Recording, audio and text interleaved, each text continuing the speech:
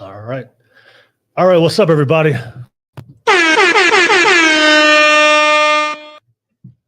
What's up, everybody? Welcome to another session of the Masculine Mind session where we focus on male masculinity, self improvement, and purpose. You guys can see me here in the jerk here tonight for tonight's show where we have another great topic to discuss for you guys for this Thursday's show. So, as always, if you guys see value in the content, especially for the show that's dedicated to the fellas out there, the best way to support the channel is to smash that like and subscribe button real quick.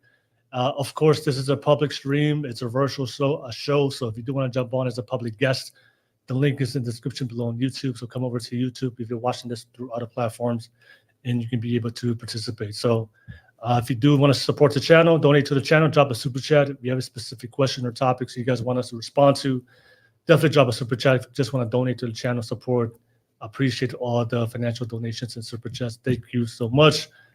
And a quick shout out to my sponsor, Global Financial Impact. If you're looking to learn about financial independence, set up a college fund for your kids, and learn about life insurance and health, life insurance and health benefits, reach out to Savannah and her team, and they can help you guys out all with that. And their information is in the link below on YouTube. So, but regardless, thank you so much. Let's get that live chat popping. Let me know what you guys think. We have another great show planned for you guys. And we do have some ladies that's going to jump on within an hour and add on to our conversation and add the female perspective. So, but as always, I'll pass it back to you, Jerk. As always, always appreciate you making the time to be part of the Masculine Mind on the panel. Appreciate you. So if you don't mind, give yourself a quick intro for everyone out there. All right, y'all. It's a sophisticated jerk, procurement executive out here in the DMV area. Age 44, been married over 20 years. It's definitely an interesting topic, man. I had to look at the thumbnail and stuff. So thanks for having me over here again, Will. No, it's good. It's good. Always good to have you on, Jerk. All right. So I know we've been kind of holding it down the last couple of weeks. So Damien, Conrad. Yeah, so some summer months, man. Everybody hitting on vacation and work, ramping up, man. You guys are watching this, gotta get your ass back in here. Get back on here on the Masculine Mind. But we'll go right into it. So, this is a topic, as I mentioned before earlier, right before we went live. This is a topic that resonated from a previous podcast we had, and shout out to Kasim. I remember we were talking about masculinity. That was one of the main topics we were having a discussion about. But I remember Kasim was saying, because I believe we were talking about emotional vulnerability, if that's the type of man that women want. And I remember Kasim said something on that podcast, and I'm just paraphrasing, but he said that it's okay to be, it's okay to be emotionally vulnerable to a woman, but not at the cost of your masculinity. I think that's what he said. So if you were going to, because I remember the conversation we were going to have about crying. I know we've done a podcast already in the past about crying and being emotionally vulnerable. We probably beat that dead horse multiple episodes. But so I think this is a conversation I wanted to discuss. We do understand that, and we've had conversations about on previous podcasts before, Jerk, that there is a decline. There is a decline in moral masculinity. We live in a culture today that just the very things that comes natural to us for just being a man. We get canceled, we get shamed, and we get ostracized by society. But when women talk about the things that they go through as women, it's acceptable. But when a man talks about it, especially if you're a man that has a big platform, a lot of times the very things that we talk about, just being a strong masculine man, a lot of people may disagree, or a lot of people may call that toxic masculinity. So those are one of the trending words I do hear. But at the same time, even though there is a war and there is a decline of masculinity, there is a lot of women out there, especially the more very progressive, feminist type women. They may dislike the idea of masculinity, even though they don't know how to define it. But at the same time, there are a lot of women out there, especially a lot of single women, that are saying that men are no longer masculine. And there are a lot of men out there listening to the advice of social media, of dating gurus, of other women. That what I've seen so far, a lot of times men would get into relationships at the cost of, I don't like the best word I could come up with was wave. Do you think there's a better word for it, Jerk? Man, Or maybe I just said to say at the cost of their masculinity. yeah, you can do it like that. Yeah, I did kind of like wave after you broke it down to me. yeah. So Yeah, that was the discussion today, because there are a but lot of losing works too. But like you said, that's a little too harsh, because when you broke it down, I was like, all right, I agree. But yeah, I mean, back in the day, I know we had a previous podcast before, right? So things, masculinity in the most simple sense for everybody out there, masculinity would just be defined as masculine traits that come naturally to a man, right? Which would be providing, protecting, confidence, courage, assertiveness, right? And those are usually the common traits that people would define as a man. So I do see a lot of guys that will kind of will try to appease the more liberal feminist type ideologies of the women out there online. So they'll go into relationships and they'll no longer try to be confident. They'll no longer try to be the leader, the provider, the protector. Because we live in a society today, that men and women are not the same. We're equal, so we no longer need gender roles. We no longer need specific roles for men and women. We can both do the same role. We have equal partnership. So a lot of guys sign up for that deal. You know what? I can go into a relationship and just be a partner, and then I don't have to fulfill the traditional role of what a man or what a masculine man used to do. So a lot of guys are signing up for that deal. You know what? I don't need to be strong no more. I don't need to be a provider, protector no more. I don't need to be assertive. I don't need to lead anymore. I don't need to be the type of man for my woman, because women are saying that they don't want that type of man anymore. So they'll sacrifice that part, even though some of those very traits and qualities are some of the things that maybe they grew up their whole life or they want to do, but they kind of sacrifice that part or waive that part just for the sake to appease and be with women who have a more progressive and liberal or feminist type of mindset when it comes to dating in their relationship. So, and I wanted to discuss that because I think I do see a lot of guys sacrificing that part, but then they find out later that a lot of those same women who kind of criticize men for being men, and at the same time, those are the same women. Will, your mic's kind of low now. Oh, you hear me now? Yeah, it's good. Okay. No, the same women who would shame men for just being men are the same women who complain about later when they're 30 and 40 and single. We're all the good masculine men. So, yeah, I wanted to pass it back to you guys. Do you think that a lot of these guys out there, do you think should men get into relationships at the cost of, waiving their masculinity? The things that, traditionally, or not traditionally, but naturally, but the things that we want to do as men in a relationship. Should we waive that because we live in a very equal society today that women don't know, they don't want the role. There's no feminine, there's no masculine. It's just partnership, and we're equal. So a lot of guys will kind of go into a relationship. I don't need to do the very things that the traditionally men had to do. I can just be that equal partner. But does that work out long term in a long term healthy relationship with both parties are getting what they want? They're both getting reciprocated, and especially they both are respected in the relationship. What do you think, Jerk? Good question. So, should men get into relationships at the cost of waiving their masculinity? Hell no. And the reason why I would say that is I think the roles might look a little different. Since we are a little more, I say, civilized versus, in the past, meaning like things are way more efficient, streamlined. But even with that being said, like working with somebody in a different manner or that structure of the household looks, you still should be masculine and I think a lot of people are confusing the terms. And when we break down masculine, it's like you said, having that strength, but not just like, I think people sometimes think like brute strength. It's like, man, having that mental strength too, where, you're coming to the household and you're bringing like guidance, knowledge, things of that nature. And, the stoicism, all those things that come with masculinity. And a lot of times, like I said, I think people portray masculinity as like this over the top stuff versus like that stability and stuff.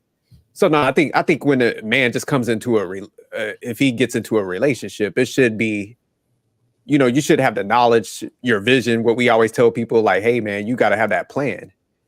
And when you come into that relationship, it's like, it might look different from, say, me and you might have different plans, but we're gonna sit there, we're gonna analyze kind of like, the female, the overarching household, and move forward with that and incorporate people into that plan. And you should be doing things for the right reason. You shouldn't just be like, hey, I want everybody to do A, B, C, D, and you haven't thought it out. So that's why I'm saying that's where the knowledge piece comes into it. So yeah, you should never waver. Never put your masculinity on the line, because like you said, it's a short-term thing that's just eventually not going to work out.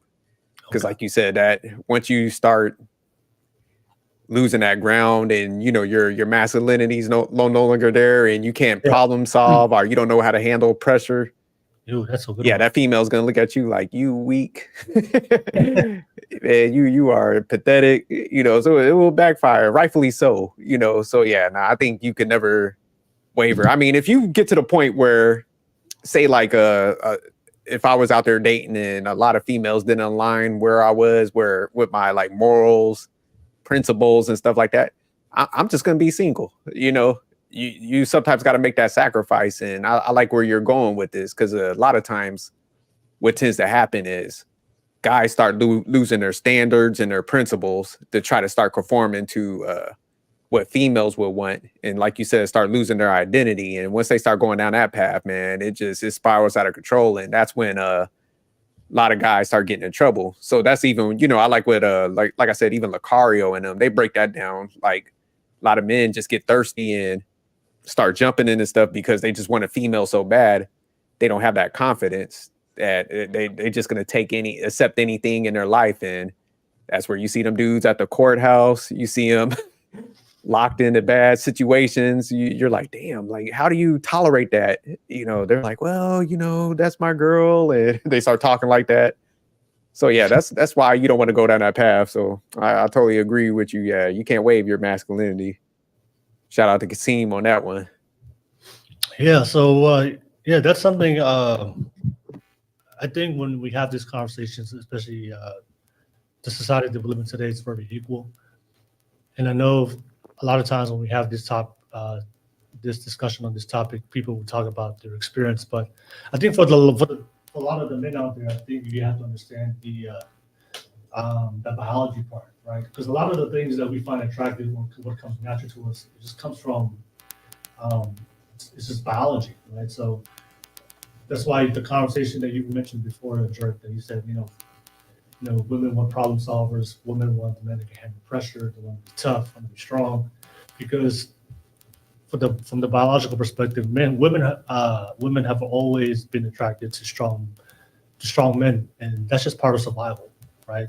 So I think of a lot of guys, I think that's one of the benefits of the red pill, for them kind of breaking down female nature and male nature. I think the red pill has done a great job of providing that type of information, and also the statistics and the research for men. My mic is low again. Yeah, it went in and out a little bit. Is this good now? Yeah, it's good now. Okay. All right. I don't know what's tripping right now. Yeah, but I think I believe a lot of guys need to kind of, to better understand women, you have to understand their nature. And if you don't have the experience, we live in 2024 where a lot of this information is available, but not only from a evolutionary psychology point of view, but that's something I've always observed ever since I was young. Women have always been attracted to strong, competent men, right? And that's always been the standard for men since the beginning of time, to be strong and competent, to be the type of man that can be a provider, protector, not only emotionally, mentally, spiritually, but most importantly, financially, right? So I believe a lot of these guys are kind of sacrificing that part. I don't need to be a man anymore, because they are hearing the message and the message from society that we're equal, and they get into these relationships. But I always believed, and this is something that I heard on the space, but even though the programming of society can never override our biology, right? So we can tell women that you don't need strong, competent men. You don't need a man to be mentally tough, to be a problem solver, to be able to handle pressure, because you are a strong, independent woman. You can do that all on yourself, girl. So that's the programming a lot of women hear.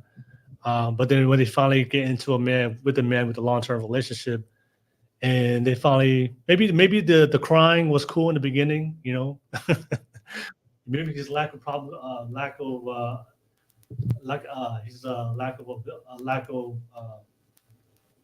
his ability to not be able to problem solve, maybe his ability not to be able to handle pressure, maybe in the beginning phases of the relationship, where it's the honeymoon phase, maybe that's not a big deal. When you're just going on dates, having fun, going on vacation, you're taking selfies. But when you start a family, when you have children, when you start building a family where it requires duty and responsibility, that's where those problem solving, mentally tough, handle pressures skills are much needed, in order to be the type of man that can be able to take care of his woman, his family, and be able to raise children. So I think it does backfire in the beginning. A lot of guys will go, these girls, oh, they're hot, they're attractive, and they have that very liberal, progressive type mindset. I don't need you to be a man. We're equals, we're partners. All right, I can handle everything on my own. A lot of guys go, okay, that's fine. You're hot. Let me sign up for that deal. I'll agree. I agree with everything that you say, all your ideologies or your views about that. I agree. I'll accept it as my own. And they are opposite of what a masculine man is, but I think over long periods of time, especially when you start having children, I think a lot of women inside, they start to feel from their biology or their feminine side that they're always going to seek strong, competent men. So I think long term is going to hurt a lot of guys out there. A lot of guys find themselves in situations, and you brought it up, that eventually the girls will disrespect them because they don't see them as that strong masculine man to be able to look up to and respect. Or eventually they'll leave and go find a man a more masculine man that's better than her last option. So yeah, I think a lot of guys out there are listening and signing up for deals that doesn't work out long term. But Marcus, I see you on the live chat. Good to see you, Marcus Castillo and Yeah, Tony. shout out to Marcus. And I see you chilling with Breeze. I've never seen you here before, chilling with Breeze, but shout out to you. Thank you so much. But anything you want to add on, Jerk? Yeah, no, you hit on a few points. And so the first one I want to tackle, man, there's definitely I'm gonna say females that do want a weak guy. And it's kind of perverse, man. The reason why they do want, some females would like a guy that's weak is pretty much they could run over, get their way. Oh yeah, but that's still. But like you said, eventually it's just gonna run its course because once that dude kind of bottoms out, loses himself, that female's gone. So yeah. And then she's even gonna end up in a bad state because it's just like she was only there temporarily, and typically those type of people just kind of like jump around from the next one, but eventually it's like you age out of that, so they don't even win in the long run. Remind me of like a Casino, Ginger and Casino and stuff. At the end, she ran through the money and stuff. So yeah, that's typically what happens. So like I said, it's like a perverse relationship with if females, you see them where they do want somebody they can step over. It's just almost like the way they look at life. They're going to destroy themselves. And also that guy is going to kind of destroy himself for like attaching himself to that type of situation. So it's like neither party wins. And then the second part is, I like what you were saying. It's just like, man, all the stuff that life throws at you, man, you have to be strong. And so it's even when you see females that's like, oh man, I don't want no strong guy, this. Man, even if you're like in a good capacity and you're making money, man, when things kind of go sideways or those rough patches hit, just even still having that strong guy like that we communicate that has that knowledge and stuff, man, it's just so beneficial and stuff. So yeah, no, yeah, me and my wife was just talking about this. She was talking to one of her female coworkers, and she was kind of saying something like this. My wife was like, "Look, y'all crazy as hell, man. Having a good man around is critical. You know, that stuff like just helps you out, keeps you grounded and stuff." So yeah, people just look at stuff so crazy, and then when those hard times hit, man, it's not like you go pull a guy into your life. So yeah, like you said, that's where you see a lot of older women start kind of talking like, "Hey, man, I kind of played my cards wrong. This ain't that great, you know." So like you said, yeah, nah, definitely just short-term thinking. And then the last thing I just wanted to hit, and it's just like why you have to never, you know, kind of lose your masculinity, especially if you have a family. It's just like if you have a son, you gotta have to lead by example and show that model of a person to kind of, you know, keep their stuff in order and stuff. So like with my son, he's starting to hit that age at like, you know, he's 20, 22 or 23 shit. But, you know, he's finishing up college, he's working and stuff. And, you know, he's like, damn, man, this work stuff kind of sucks.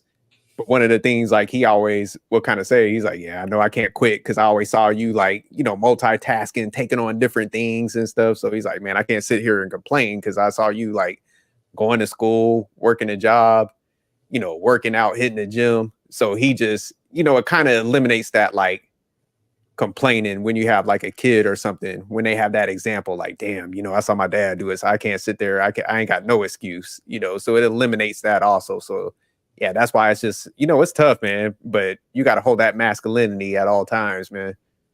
Especially when you, like you were saying, you get in that family situation. It's just like, man, you got multiple people looking at you for that stability. You know, it remind me of like you see an ER doctor. It could be somebody with some like bullet wounds in them. That person's like leaking blood. And, you know, the doctor's like, hey, there's a possibility, you know, don't panic. You know, we're going to help you out. We're going to save your life. Pretty much in his mind, he's like, there ain't a chance in hell. But, you know, he's just stoic. He's giving everybody like hope, you know, so that they keep on working on the person. The patient's getting a little bit of hope. So I look at the masculine guy, that's what he needs to be to your family. You got to be that person. Even inside, you might be like, man, this shit ain't going to work out. You got to be stoic so everybody else can operate and don't have to feel that pressure and pain and stuff like that and start panicking. So, yeah, that's why you just got to be masculine at all times. Yeah, that's why I brought up thank you, Jerk, but that's why I brought up the biological perspective, right? There's a reason why men, our role is to be strong and to be competent provider protectors, because it just complements women, especially when they go through their pregnancy, right? Let's be honest, you know, even though there's a lot of women out there, we can do it all. You know, they're saying they can do it all. I don't need a man. But let's be honest, I've had multiple conversations, probably with hundreds or thousands of women on doing the show.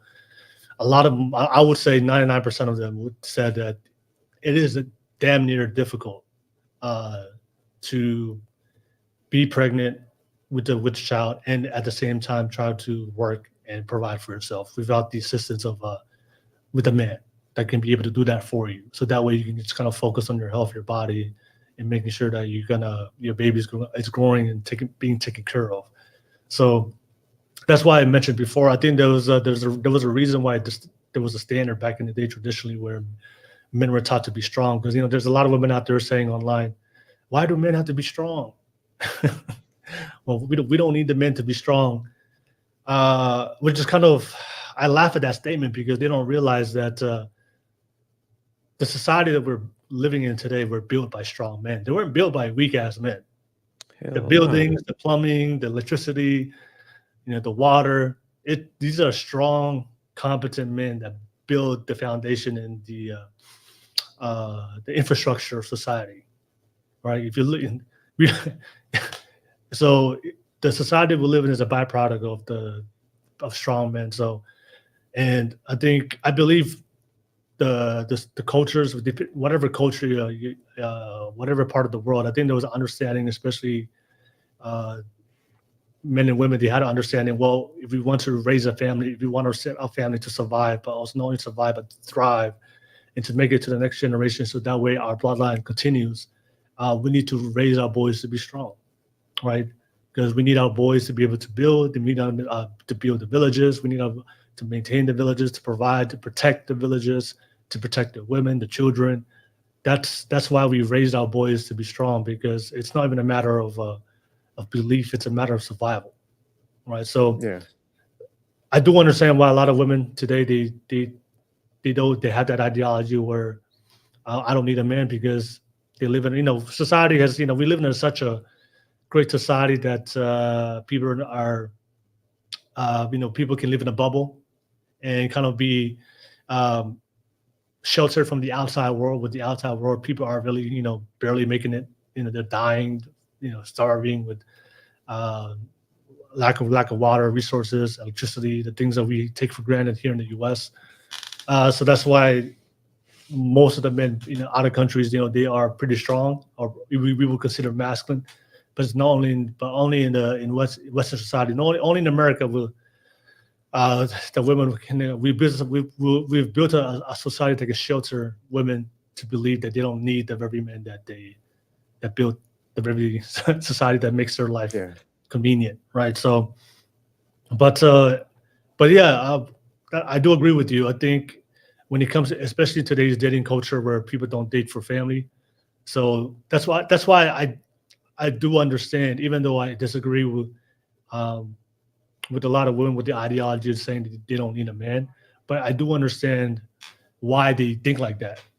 Because we live in a very great society. That, we can provide them everything, and then also people are falling victim to the dating culture where you just date to date. So when you date, when you're not dating for a family, when you're not dating to have children, you don't really need strong men, right? So if as a woman, if their vision 5 years from now is not kids and family, I can understand why a lot of women would not require a man to be a strong masculine man. They just want a partner, a life partner where they can take selfies on Instagram, do workouts together, have fun and just live life.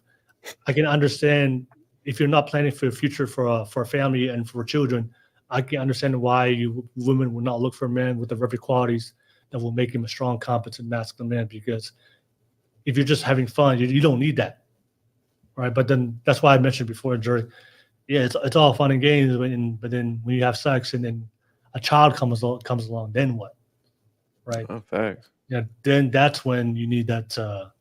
That's when you need that strong masculine man. So, and I think a lot of men, if- I think they're signing up for a bad deal, because they're going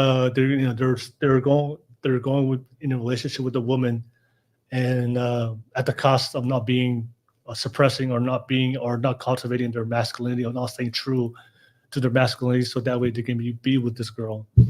But I believe long term they're going to suffer the consequences, because when they have children, and then now there's more responsibility put on them. Now he's to step up to be that dad. Now he has to step up and make sacrifices to be able to take care of his children, especially if the mother wants a good quality life.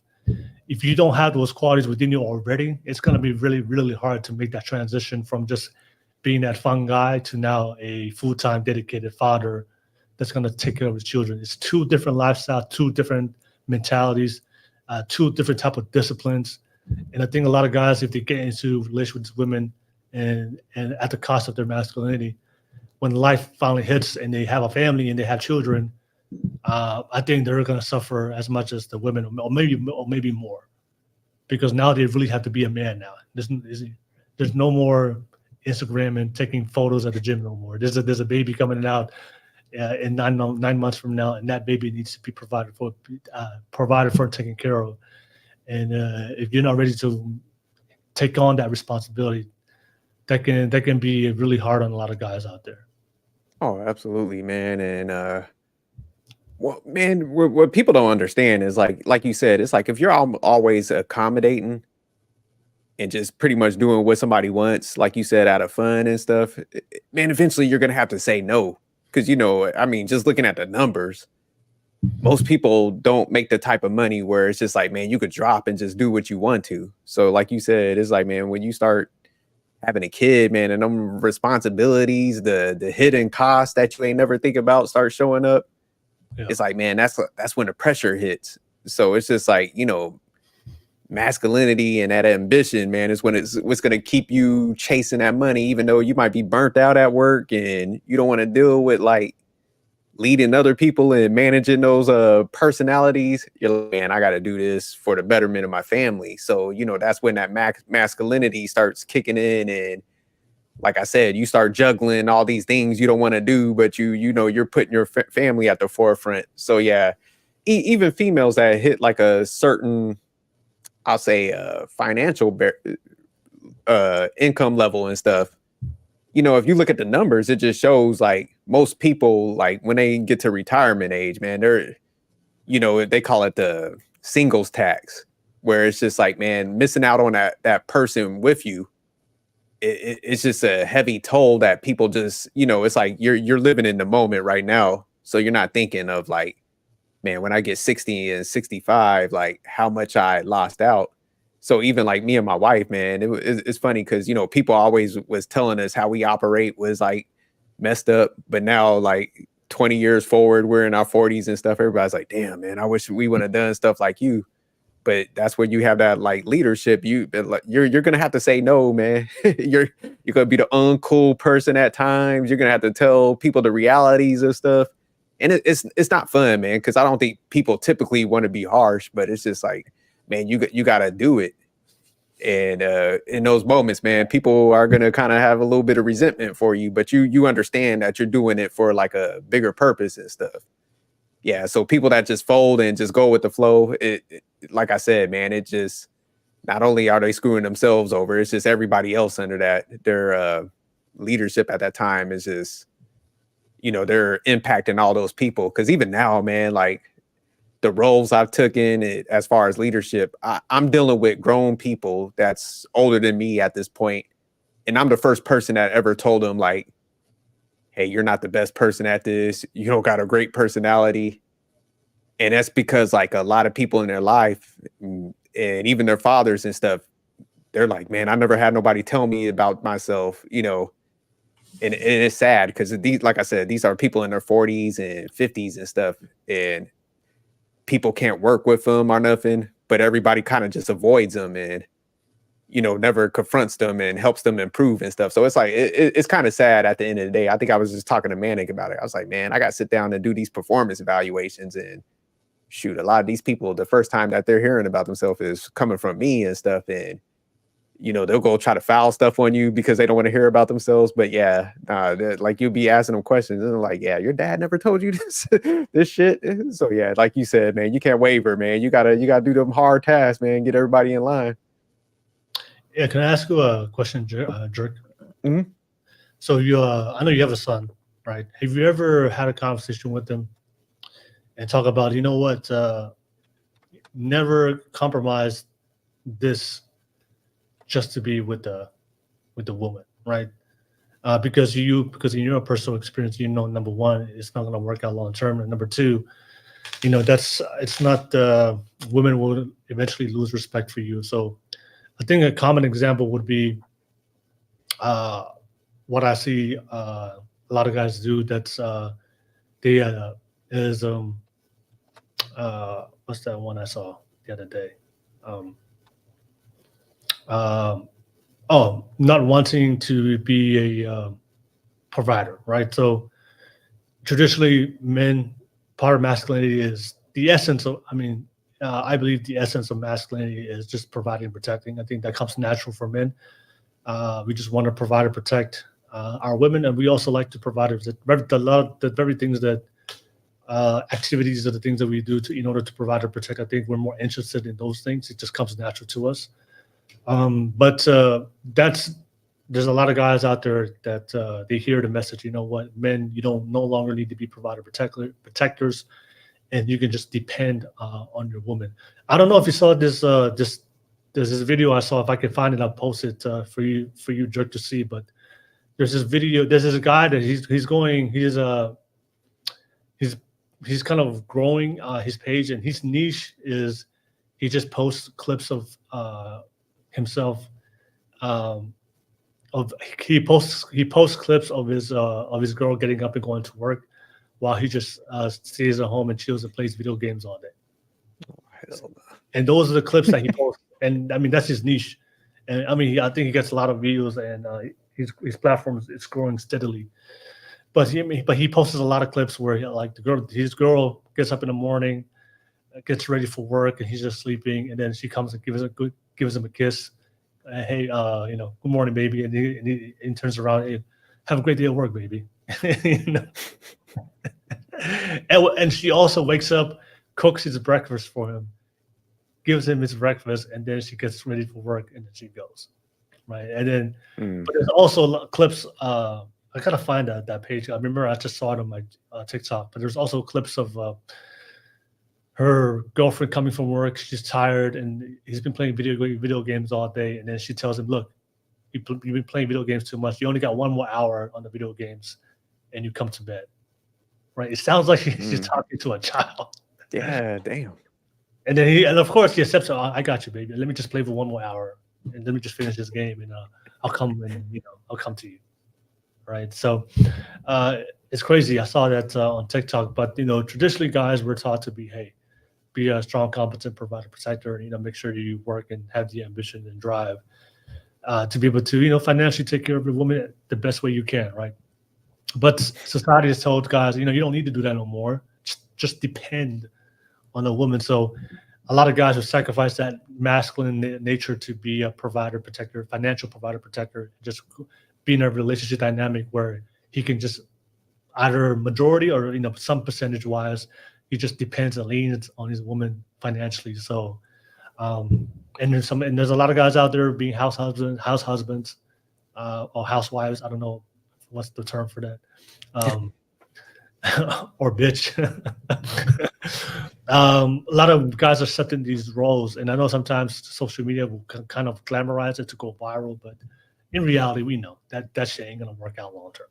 All right, but yeah, that's just one example. But is there something that because you understand that we live in a society today that pushes a lot of ideologies, especially to young guys? So have you ever had that conversation with your son? And you know what? Never compromise this part of being a man, regardless of what you see online, regardless of the content of what you hear women say. You have to be that provider, protector. But that was just one example. Have you ever had that thing? Yeah, I break it down to him all the time. Like I said, it started off with the example with myself, but yeah, now that he's, kind of stepping out there and stuff, shit, I definitely break it down to him where it's just like, hey man, you have to, push yourself to hit these like heights, man, because if you don't, like I tell him, I was like, man, you're just going to get a different arrangement with a female where it's just like you said, it's short term where people will sign up for certain things, but eventually like they're going to get tired of you because you're not kind of operating. There's always guys that's performing. So it's just like, man, there's competition out there. So it's like any person out here that thinks like, hey, I'm good because I might be attractive or something. This is like, man, it don't work like that. So yeah, now I make sure I always tell them like how the world operates. Because like I said, I don't think you'll be a good parent if you don't. So I'm realistic with him. But I think the biggest thing, honestly, I'll say that works with my son is the fact that my wife would even tell him like, hey man, you got to operate like a masculine man and you got to do certain things. So she'll even get on him like, hey, you got to operate, because if you don't, then you're gonna have this type of troubles and stuff with females and stuff. So yeah, we both kind of tag team it and let him know like how he should operate. Okay. If you had to name like the top for the guys out there watching right now, well, what's like the top 3 that you see a lot of guys with certain roles? A lot of guys accept today just to be with the girl, but it's a role that they're waiving their masculinity, and it's not going to work out long term. Well, what are like the top 3 things that you see? men put themselves in these positions that doesn't benefit them, especially when it comes to their manhood. Well, I'll say the major thing that I see that guys are kind of doing is when they get in relationships, instead of like I'll say kind of excelling maybe in a career and like we talked about before, still hitting the gym. It's kind of like when they get in a relationship, they start spending all their time with the female. So they start losing track of their schedule and stuff. And, they don't have that, kind of separation, that guy time where they could kind of tap into the masculinity. So it's almost one of those things where they start hanging out with females too much and they start losing that masculine side. Like I said, hanging out with some friends and stuff. So then they start conforming and stuff. So I think that's the major thing that's happening, where they don't know how to have that like a separation and, getting around with people that actually might be performing better than them, where they could kind of tap into them, get that mentorship. So it's kind of like you were kind of hitting on it earlier, where it's just like they'll jump into a relationship and make their whole world like the female. Versus like, okay, I do want to be with you. I do want companionship, but I still got to operate in these areas and I still got to make sure I'm doing like manly things to keep that side going. Because especially now, like we were talking about, it's like you said, we're not working in coal mines and doing manufacturing. So it's like if you're working in these type of like office settings, it's like, man, you still got to go out there and try to figure out how to do manly things so you are attractive, so females could see that, oh, okay, man, he's still operating in a masculine manner. He got these other attributes and stuff like that. But yeah, a lot of guys they're just women centric. It's like everything's about females and they just lose track of their like ambition and all that stuff, and kind of start getting complacent. So that's I see that. I think that's the biggest thing right now. I think the most obvious one for me is I believe, and I know a lot of women get triggered when I say this word, but this is from the biological breakdown, right? But yeah, I believe it's normal for men to have a very territorial nature when it comes to protecting his woman's sexuality. I think that's absolutely normal. And I believe a lot of guys have been convinced that, being concerned about protecting a woman's sexuality so that way she can reserve it for you, that's controlling. So let her be free. Have no kind of boundaries, have no kind of standards, have no kind of standards or boundaries on how she expresses her sexuality to represent you as a man. So I think there's a lot of guys that's been convinced and sign up for that deal that, you know what, when we are in a relationship, my sexuality, there's no boundary in my sexuality. A woman can just do whatever, with whoever, of how she expresses her sexuality. So, and we see that with women being half naked online. We see this with women having an OnlyFans and still having a husband and a boyfriend about having OnlyFans. A lot of guys signing up for that deal. And a lot of girls, have no standards of how they dress. There's a lot of women out there just dressing inappropriately, even though they're married, right? We see this all the time. So I think a lot of guys, that's something, I think it's normal. I think it's natural for men. And I think the reason why a lot of women don't understand why men are territorial, because women don't understand that men, we have to compete for women. There's that saying that we always hear online, men have to build their value. Women are born with their value. So women just have to exist. And then there's a guy out there that will literally take care of her, provide for her, right? There's always they just have to exist, all right? But, depending on what kind of caliber of man she wants, then that's going to be dependent on her behavior. But naturally, there's always a guy out there that's willing to take any girl out there. But for guys, we can't just exist and then a woman's going to come and pick us, right? So we have to kind of build our value. So I believe that's why a lot of girls don't understand that, because we're very territorial, because, I worked hard to kind of put myself in a position to kind of be able to be attracted to you, but now to prove myself that you are willing to give me to choose me over all other men. So we will be territorial, especially when it comes to reserving the sexuality. So, but a lot of men have been convinced that, you know what, the most masculine man thing you could do as a man is just let me be free sexually. And then a lot of guys sign up for that deal. No, they are, man. Shit. And they think it's okay, but then they find out later that she's going. She either leaves you or go with somebody else, or she'll. I just because I've heard this from guys where, we've seen the destinies of the world. Destiny, right? Oh yeah, the debater dude with the blue hair and shit. Blue hair, yeah. Where, they really believe that, a woman can be loyal and respectful even though you have an open relationship. I just don't believe that. He lost his chick, didn't he? Yeah, he did. Yes. Yeah.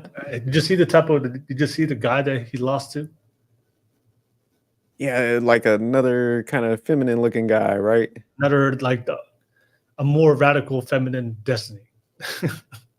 But see, like, because I know I saw some of the clips, like how she kind of like treated him and stuff. And that's what I'm saying, man. When a female does go to that extreme where she's like, hey, I want a feminine man, it's coming from like a dark place, man. It, like I said, it's pretty perverse, man, because it's almost in a way like I want to get with this guy so I could go out my way and disrespect him. Because it was like, man, she was doing everything she could just think of to like step on him and, kind of humiliate dudes. So that's where when them females, they want those type of guys, it's coming from that place where it's almost like payback. Like I literally hate guys and I want to disrespect them in a certain manner. So if any female says anything like that, and that's another thing I point out to my son, I'm like, hey, if females talk like this, avoid them at all costs. Like, don't. They just trying to take you down. I don't know what kind of sick shit they got going on in their head, but yeah, it's like I said, because the one that you pointed out, I remember seeing some clips of her and how she was just talking. It was like disrespectful. And since he had no confidence, he thought that shit was cute, fun and cute. But you saw what happened in the long run. She jumped off. All right. I see William Gray is on the live chat stand. Good to see you, Gas Mask. Good to see you, TC Top 68. I haven't seen you here before, TC Top Cat 68. So good shout out to you. Thank you so much. Appreciate you guys. Get that live chat active. D Degenerate, I see you on the live chat. Thank you so much. Let's get that live chat active. Let me know what you guys think. And don't forget, this is a public live stream. If you do want to jump on, the link is below on YouTube. Definitely click on that link and jump on. Real quick, let me, there was one comment Marcus put, man, I like it. It was like, women will respect a man who has self-respect, doesn't bend the knee, and keeps his limitation and boundaries strong. Yeah, I definitely agree with that. Yeah, I believe that's, I think we were talking about biological nature. I think for the women have the feminine nature of submission, but I think a lot of women, they want to be with a strong man. And I believe a lot of women know that a man the type of man that would be strong and that she would respect is the type of man that will not let her just have her way. But let me ask you a question. So today, with everything going on, all the fuckery, what do you think majority of females still want a masculine guy, or they kind of want to push over? They kind of get their way. No, I do. I believe the long term. I believe every woman wants a strong masculine man, but I believe that a lot of women have been programmed to not want that, and they don't require that from men. And a lot of men also have been programmed that way. So there's a lot of programming going. A lot of women have to go through, but the one thing that breaks that programming is children. Is when you have kids and you're looking for that man to step up to be the provider and the protector. So, and also the longevity, the long game where women are now have to work, provide for themselves. I don't believe a lot of women want to do that for the rest of their life. So for me, even though at the beginning, maybe in the early, when they're young and in their 20s and they're getting a lot of attention from men and they're getting, they're the pick of the litter of the type of guys they want to be with, I don't think they require men to be strong, masculine men. But I believe that once they have children and then, as they get older and then, you want to find the lifelong partner that you want to be with for the rest of our life, but only to build build a romantic relationship, but also you also want to respect that type of man. That's what I believe. That's when women, quote unquote, that's that term we always see online. When women hit the wall, yeah, that's that's when they start looking for that strong masculine man. So You said when life starts whooping their ass, huh? yeah, when that wall hits, and then that when that wall hits, that's when they start looking for that strong masculine man. I don't, like I said, the programming, eventually their own biology and long term wise, their biology will go against them if they haven't done the work to be able to attract that type of man. But when they're young, they're not going to look for that guy because society has done a great job of convincing a lot of young girls they don't need the long term guys. Guys who's looking for family, looking for something long term. Stan said they want both. Yeah, but I agree. I mean, I do understand why Stan says that they want both because there's that there's a lot of women being convinced that they can have everything and they can have both. They can have their cake and eat it too. So you can have your fun and live out your 20s, but then but they also want the strong masculine husband that's going to be committed and loyal, right? So. Do you think like because I agree with you, I think it is like a growth thing that they gotta kind of, like you said, when they have the kids. But a lot of times, do you think that's I would say for the majority of them, it's kind of too late at that point? Yeah, I mean that's not even in my opinion. That's what these statistics show, right? Mm-hmm. Yes, I mean that's not even my opinion. The statistics show, and what's that article that was released by Forbes? By 2040, 50% of women are going to be single and childless, right? So in the U.S. So yeah. I mean, the statistics just show it right there. There's a majority of women are going to find themselves single and childless, and I don't know if you watch Chris Williamson's podcast. Do you know who Chris Williamson is? Nah. I remember you mentioned it before. He's probably one of the GOATs when it comes to podcasting. But he did mention a stat on his podcast. He said that 80% of women who are childless it was involuntary. So they didn't. Yeah, so they didn't plan to be childless. Yeah. Yeah, the life just happened to work out that way, but that wasn't their initial plan. That wasn't their long-term plan of where they thought that they would be, once they hit 30, 35.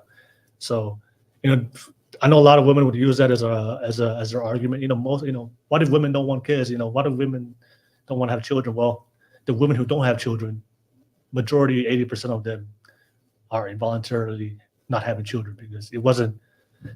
They didn't expect to find themselves in that situation, but here we are. They're looking up at the big ass wall. Yeah. All right. Stanley.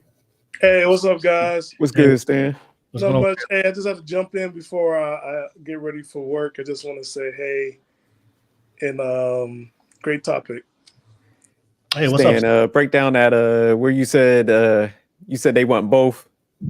Yeah. I mean, when you hear the word provider, it's like, man, they want a man to trick. That's one. Just want to call it out because if you say no, we're on a budget, that's like financial abuse, right? We have goals. Wait, does that word? Where did that word come from? Financial abuse? I never. Oh, that's man. When it comes to divorce, all the abuse comes in. Emotional abuse. Damn, everything's abusive. I thought it was just emotional abuse in spirit. Nah, there's verbal abuse. There's financial abuse now. Levels to it. There's levels to it, huh? Yeah, there's financial abuse. He made me go to work. I'm like, okay, we're like, and $300,000 in debt. I only could work 2 jobs. That's financial abuse, Will. I mean, and when you say when they get older, right? And let's just keep it real. Again, they want both. Because, when you get older, they turn you into the house husband. And because, because she wants to be more in the world than just a wife and hang around kids. So then you become the house husband. And then she go out and she find her little boy toy. So she wants both. I mean, like it's the women wants both. I'm just saying, like it's not. I'm just saying it. It's that's what I'm seeing. The law of the land is just laid out, like that viral video that's going out with the nurses. She told her husband, like, hey, I'm going to stay at work a little bit late, but she's going off with her coworker to the hotel. Mm. I did see that clip. Yeah. Yeah, man, they want both. They're not satisfied. They want both, and it's okay, ladies. You can have it all. But the question is, can we also have it all? To be fair. No. Why? No, bro, Why can't we have it all, Will? We're talking about for the guys? Yeah. Why can't we have it all too? No, I believe that you can have whatever you're willing to work for. But they don't work for it. But that's why I don't believe most people, men and women, are not gonna get the outcomes they want when it comes to relationships. Because I don't believe most men and women today are really putting in the work to get the outcomes they want. Now you hear the word outcome, right? That means strategic planning, sacrifice. Yeah. Right? Yeah. That's what I'm saying. I don't believe both men and women are going to get. I think there's a small minority of people, they're going to get to what they want, but I don't think that's going to be the majority or the average person. I think more men, like Sophisticated Jerk mentioned, right? Men are more focused on women. No matter what we do, is always for the women, right? Even I realize that no matter what I do, I'm thinking about a woman. That's why it's ingrained. Even from the fairy tales, as like be Prince Charming, make sure you have, rescue the girl, damsel in distress, right? It's there for us guys to do this.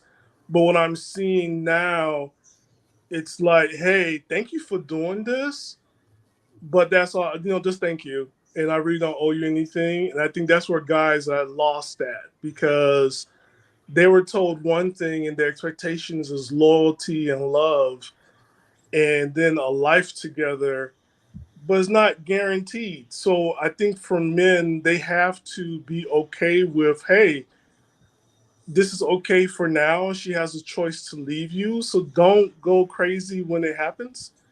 And it's not your fault. It's just not, it's time for you to move on. And it's time for her to go find something else. Okay. So you said men have unrealistic expectations pretty much? Is that what it is? Or Yeah. I mean, like, look, you don't I put in the comment too, like, you don't own anyone, and therefore you don't. I'm sorry, Will. We don't. It's you just have to accept it, enjoy the ride for what it is, and then go on to the next one. There's another woman waiting for you while she go to her other man. All right. No worries, Stanley. Appreciate you always for jumping on, Stanley. And I see Kasim in the live chat, but Nisha, Gladys, Sophie, what's good, everyone? How you guys doing? Doing well. Thank you for having me. No worries. Thank you so much, Nisha. Hi, doing good. Thanks for inviting me again. Okay. No worries, Gladys. Sophie? I'm doing awesome. How about yourself? That's good. Thank you for making the time. I know you guys are busy, so doing great things, and I do appreciate you guys making the time. So definitely for jumping on, adding the female perspective to our conversation today. So, ladies, the topic we wanted to kind of break down today for tonight, I would love to hear what you guys, the female perspective on this topic. So, but a quick question I want to ask the ladies real quick. Are you, when it comes to a long-term committed relationship, do you guys prefer like a manly man, like a masculine man? Nisha? What does that mean to you? Okay, let me ask you. How do you define a masculine man for you? Like the type of man you will look at him and you see that's what a man is. That's a man compared to confident, not cocky, but confident. Okay. Sure of himself. Someone who doesn't necessarily try to subscribe to like, guys that's like lame and corny. They're like trying to put on. They're just themselves. Yeah. They kind of go to the tune of their own beat. I like that kind of guy. That's the start of masculinity. I admire strength. I admire lovingly being put in my place. Okay. Stanley, I knew it was coming. Give I knew it was coming. Give me an example. I knew it was coming. What's lovely? There's a difference between I shut up and sometimes my man he's masculine. Sometimes he could just give me a look and I'd be like, all right, let me chill out. I got you. Doing too much. You know what I'm saying? It's all about the way that you present it and the tone. I was listening to y'all a little bit before. I used to be cooking. Yeah, I used to be with a pushover. I was married to a pushover for years. And to be honest, I lost a lot of respect for him over the years because I know that men think women just want to get whatever they want. And there are women that are like that. But I am not like that. I don't want somebody that I could just take control over and just, I'm a Capricorn as well. So I am strong within myself. So I don't want to be with somebody that like, I'm just everything. You can tell me no sometimes, lovingly. Okay. Stan said he want that example. We're not going to the dollar store and Target. What Nisha's saying, she wants a man that stands on business, right? That's the term. That's right. 10 toes down, like sure of himself. Yeah. Like he is who he is, and I love that. Yep. Yeah. Okay. All right. That's actually a pretty good definition of masculinity. So okay. So hey, Will, real quick. I'll come to you. So I got you, Stan. Let me just get. For her. Before she moves to the next. Yeah. Like, what made that first husband weak, or not weak, but easygoing, or like what was about it that you just like the pushover? Pushover. Okay, so it could be a simple making a decision, right? It was always, I would say, hey, something as simple as, all right, it's your turn to do the date. What do you want to do? He would say, well, we could do this or that. I know what we can do, but you can make a decision. It's okay. I'm wanting you to make the decision. Simple things like that. Just not being sure of himself when it came to leading our family and making decisions. I felt like I was trying to like reverse psychology it, like be like, I think you make great decisions, or I think you could, and I'm like, okay, maybe this will encourage him to like, but no. He always wanted my input.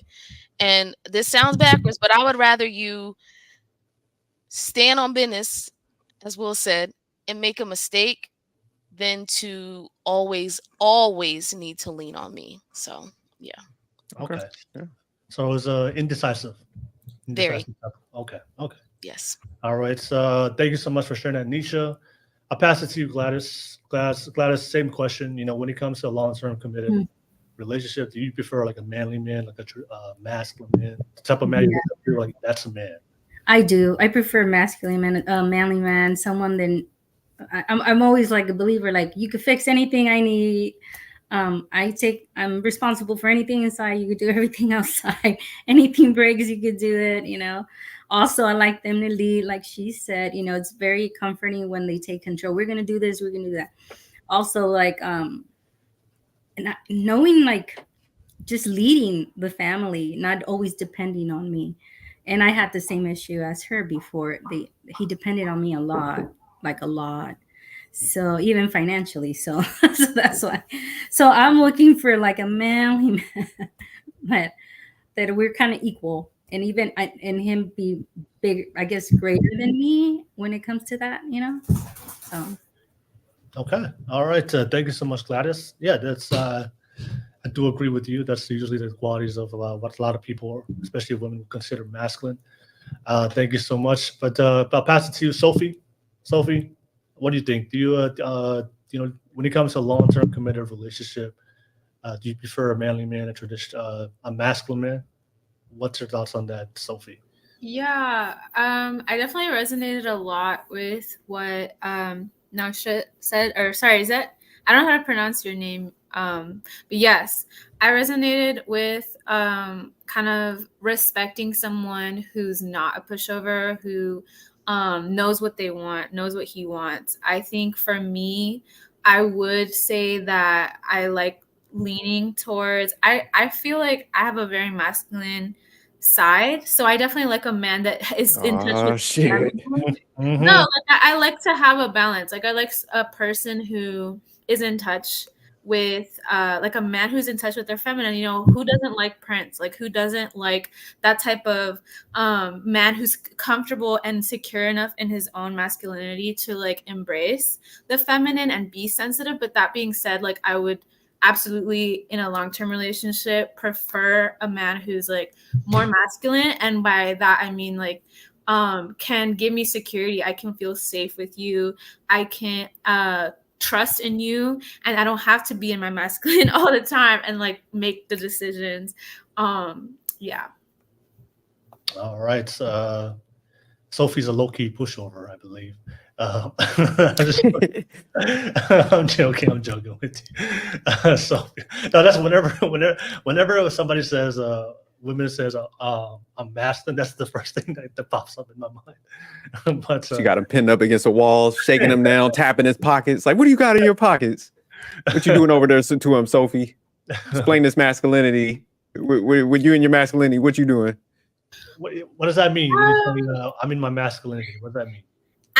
I like to, well, that's the thing. Like I was raised by like a single mom. So I feel like there is that side of like, I am ambitious. Like I go after what I want. So I can tap into like that side of masculinity. But obviously like in a long-term committed partnership, I need someone who's on that level or more, because otherwise that's where it just doesn't work out. Yeah, I get it. You know, if you be raised by a single mom, you're used to taking care of yourself, but then when it comes to a relationship, you want your man to be able to do that for you, even though you can do it for yourself. Can I ask the ladies a question? So when you guys had like the kind of the pushover guy, did you guys kind of take advantage of him being a pushover? Like pay my bills. Just like you knew his boundaries, and you're like, man, I could step over this shit, and you did it just to see the limitations of what you could kind of get away with. Okay. I wouldn't do that. Yeah, I mean, what? Not people in the chat tell me to be honest. Okay. Shout out to Lord. Okay. Maybe a little bit. Okay. There were times where I would test the boundaries a little bit, honestly, to get a little bit of a, are you going to say anything? I mean, I used to be married, and I'd be out like 1, 2 o'clock in the morning. I'm like, do you care? Like, bro, I'm not doing anything. I'm just with my girlfriend sitting on the couch watching, you know, whatever we watch. But I'm like, is you going to text me and say, come home or anything? Like, I would get home, he'd be asleep. I'd be like, he trusts you. But he trusts you. And I trusted him. He absolutely was right to trust me, because I ain't doing nothing. If anything, I was at my friend's house, you know, sitting there, drink. No. If that's the case, we out of there. That's why we're not together no more. When it got to that point, it's time to go. No. But he trusts you. If he said anything, then he's controlling and insecure. No, he's not. That's Again, what I keep says. telling y'all. Yeah, I'm different. I'm telling you, it's all about tone and the way that you say things. There is a way. If he has said, all right, I'm like, babe, I'm going to my friend's house. He's like, all right, baby, can you be home by 12? Okay, boo. He's treating you like a child. That's what society says. He can't put a limit on you. I get what you're saying. That's protection too, because like, I'm a woman. I shouldn't be out like late at night like that. Like, and you have nothing to say. Like, So maybe in that regard, but as far as financial, we were 50-50 because um I actually made more money than him, which was fine. But we were financially, I didn't take advantage of him in any other way. But I would say maybe in those kind of moments, You maybe. Did you wanted to bring ever throw it in his face because you made more money? Like, shut up! I make more money than you. Who you Oh talking hell to like no. that? No. Never. I'm not Okay. I'm not that kind of woman. There was times when that man would work multiple jobs. Now in that area, we never had no problems. That man would work 2, Okay. 3, 4, 5 jobs. And if I wanted to stay home at one season of our life to raise our son for a few years, I was able to do that. I went back to work. He went back to school. Like we worked together in that Oh, in that okay. area. No. so that instance he's not a pushover. No. That was my ex-husband was a hard working man. Okay. That man gonna get up and work. Every man that I've ever been with in my life, they get up and work. I don't attract no lazy bums. I don't Yeah, do that. Yeah, I mean, being hardworking and being a pushover is two different things. Two different things. Like I really just think it boiled down to confidence in knowing yourself. We got Yeah. together when we were really, really young. Somebody in the chat said, well, why would you marry a pushover? We got married when we were children. We were like 20, 21 years old. And Question. we were still learning ourselves. So yeah. Did he grow up in a single mom household as well? No, in theory, in the sense there were two parents there, but Yeah. mom Mom ran the house. Mom ran everything. Bills. Mom ran everything. So that's what he was expecting Okay. from you. That you ran everything because his mom was like that. Then he think the women are the brain, and they need a happy house is happy wife is a happy life. I don't believe in that, but yeah. I guess. But here, one question for the woman that was raised in a single parent household: like, when do you realize when you're in a relationship that you're no longer in survivor mode? Only reason I asked that is because I had to go through this myself in therapy. You said when are you no longer in survivor mode? Because you was raised in a single parent household, you did have to take a lot of roles and take care of yourself, and you didn't. Using this I'm still in survival therapy mode. terminology on us. Talk about survivor mode. Hey, No, survive. That's no, to my like, heart, Stanley. I'm going to school to get my master's to be an That's being an adult. LMFT. So That's being an adult, Stanley. you're in No, my no, vein. no. I want to share this real quick. So in therapy, right, when you're in a relationship, you either become codependent or you just freeze and you don't trust and you just reject people because you have to rely on yourself. So a lot of times you're on survivor mode. So a lot of times when people get in a relationship, they feel like they have to take control. And that's why I'm just getting at, like, when you're in a relationship, when did you realize, like, yo, I don't have to do this? For me, it was getting in the relationship I am now, my long-term relationship of 3, almost now 4 years, was when I was like, this is it. Like, I can thrive. And I think it has to do a lot with the fact of, like, a lot of different things, but generally just being in a happy relationship with goals, with someone that is happy to provide or just like share. Like, I'm not like taking advantage of like my man. Like I say similarly, like we're a team, but just like it raised my bar for expectation of like standard of life. Like I was like, I can be happy and I can be at peace. Like what? Like I can choose more. It was crazy because I've always had big dreams. I've always had ambitions, but I didn't have a standard of life and like that was super like where I'm at right now, where I trust the process and I trust the universe in that way to always like you said, like not be in survival mode but actually like thrive. Yeah. Thank you so much, Sophie. Jessica, good to see you, Jessica. Hi, What's going on, nice to Jessica? see you. I appreciate you. But Jessica, Hi, everyone. good to see you again. Thank you for being part of the panel. I'll just ask you the same question I asked the ladies. When it comes to a long-term committed relationship, do you prefer a masculine man, like a manly man? The type of man Yes. you, okay. I do. Yeah, Yeah, you do? Okay. I do. I definitely do. Because to me, I feel like I think one of my biggest problems in my past relationship, I have always been the one to wear the pants. I want to feel feminine. I think doing that for so long, you kind of like don't know how to get out of it. And I feel like when you meet a man that it's on his masculine, confident, secure of himself, and you can trust them to lead, I think that's a great feeling because I don't always want to lead, to be honest. I don't. I want to be part of our relationship, but I also want to feel like I can trust my partner with decisions. I don't want to be the only one making the decisions. I think in a relationship, it's a relationship for two people, not one person to lead. All right. Thank you so much, Jessica. Mm-hmm. Shout out to everybody on the panel, on the live chat. I see you guys on the live chats being active. Phil Jr., good to see you. Chill with Breeze, good to see you guys. Lord Punisher, good to have you back on the live chat. But let's get that live chat active. Let me know what you guys think. I would love to hear your feedback. And don't forget, this is a public stream. If you do want to jump on and be part of the panel, the link is in the description below on YouTube. Click on that link and be part of the panel. So I want to pass it back to the ladies real quick. So the conversation we're having today is, should men get into relationships at the cost of waiving their masculinity? So all of you ladies have confirmed that when it comes to a long-term committed relationship, family, and starting and having children, you prefer to be with a manly man or a masculine man, right?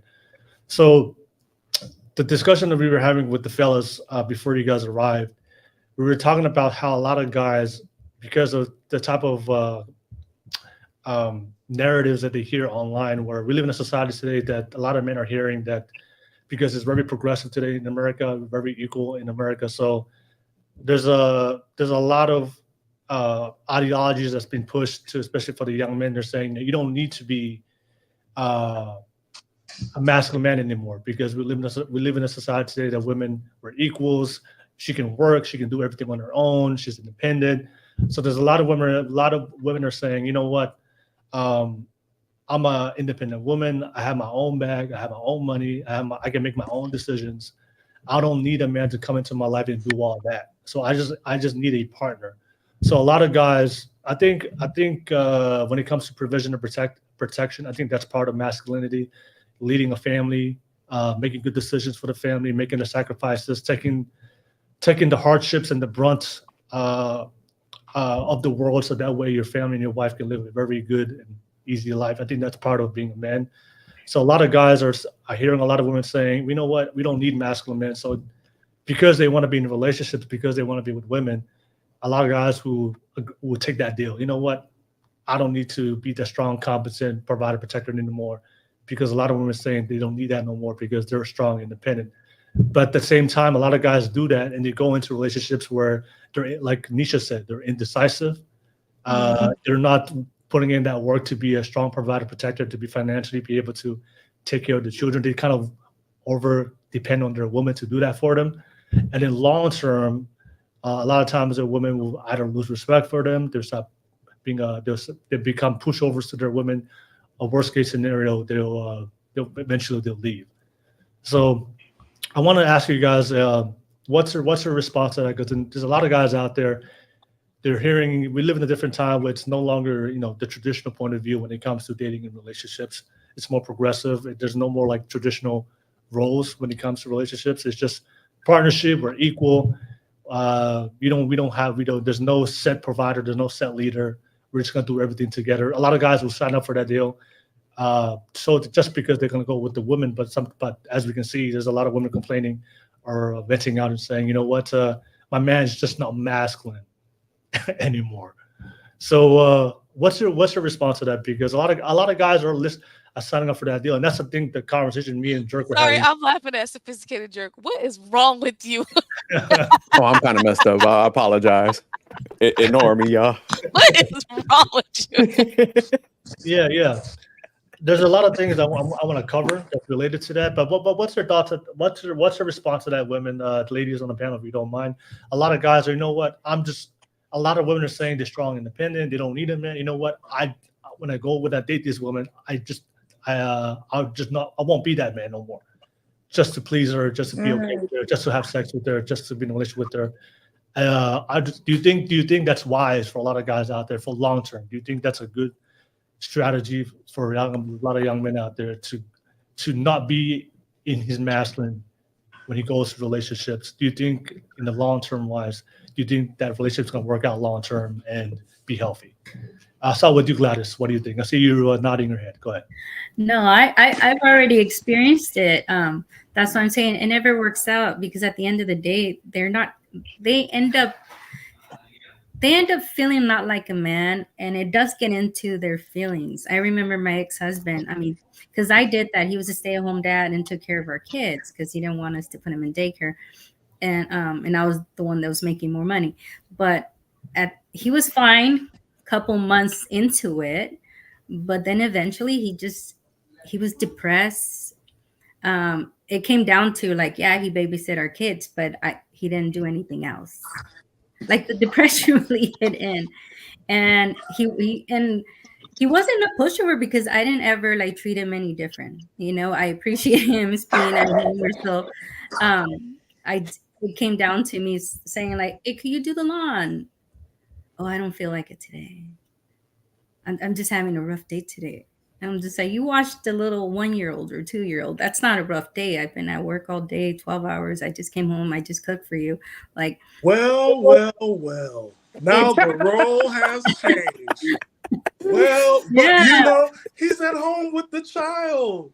Yeah. He's not your maid. Did you pay him? Did he get a salary?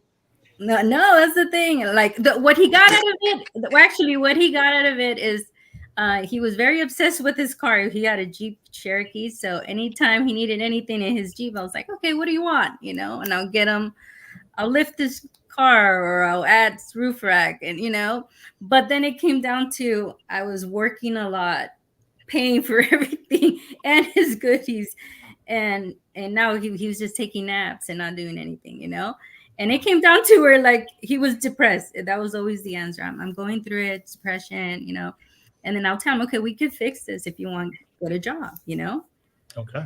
All right. So was taking care of the kids and taking care of the house and fulfilling your needs. All right, watch it, Stanley. Watch it.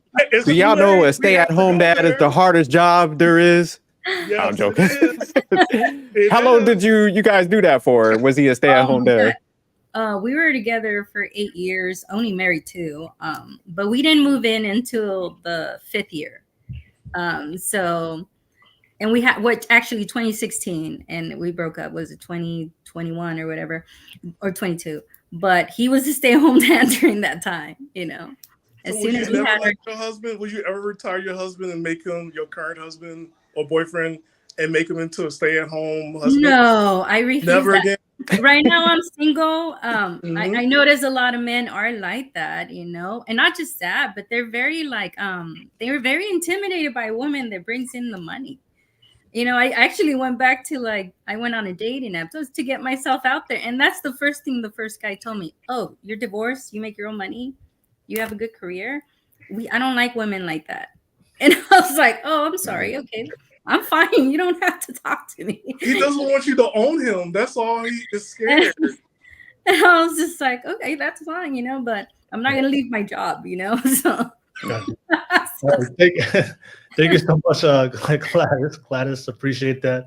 Let me keep it moving. I'll pass it to you, Jessica. Jessica, what's your response to that? Do you think about men, they're going to waive their masculinity just so they can be with the woman? Well, can you repeat the question again? No. So what's your response for a lot of guys? They're going to stop doing the things that a lot of you would consider masculine just to be with women, because there's a lot of women saying we don't need no masculine men anymore. So a lot of guys will kind of waive it. Well, it goes both ways, because I feel like this generation has changed so much. I'm from 1982, so my generation was a lot different than this newer, younger generation. And I feel like guys have gotten lazy and women seem to be more ambitious probably because how they were raised, because maybe, for example, they were raised in a single mother. They're going to, especially if it's a daughter, she's going to be raising thinking, okay, I can do this on my own because my mom did it without a man.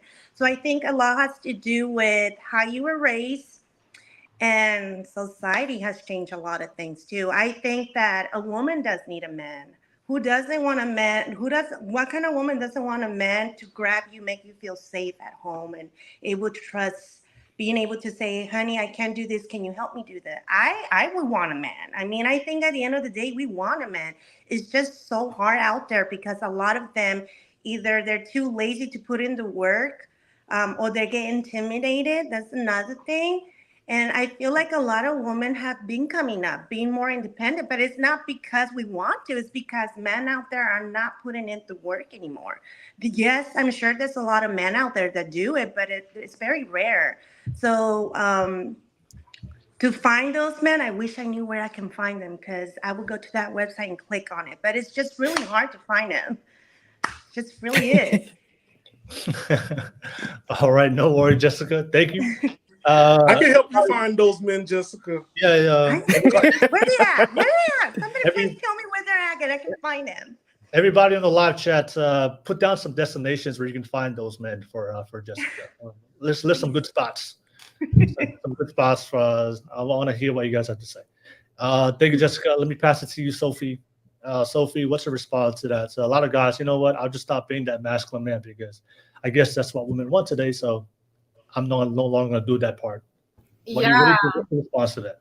I think a lot about like how hookup culture has enabled the men to be lazy in that way, and kind of keep it like bare minimum or keep it like in their charms, which like it can be attractive to a woman if a man like acts like he's in touch with his feminine side, or he has, like, at least in my new generation, I'm Gen Z, like having, I think it's almost played out like the sad boy stereotype to a point where that's kind of a red flag for me if you lean too strongly into that, because it's just like you're very clearly like just finding out about like emotional maturity. Like that's what I'm saying. Like I think hookup culture has corroded a lot of like potentials for long-term relationships, because men just tend to like perform they're used to just performing and delivering just on sex, but not on like the values, right, that will hold a relationship long term. And so I think a lot about like,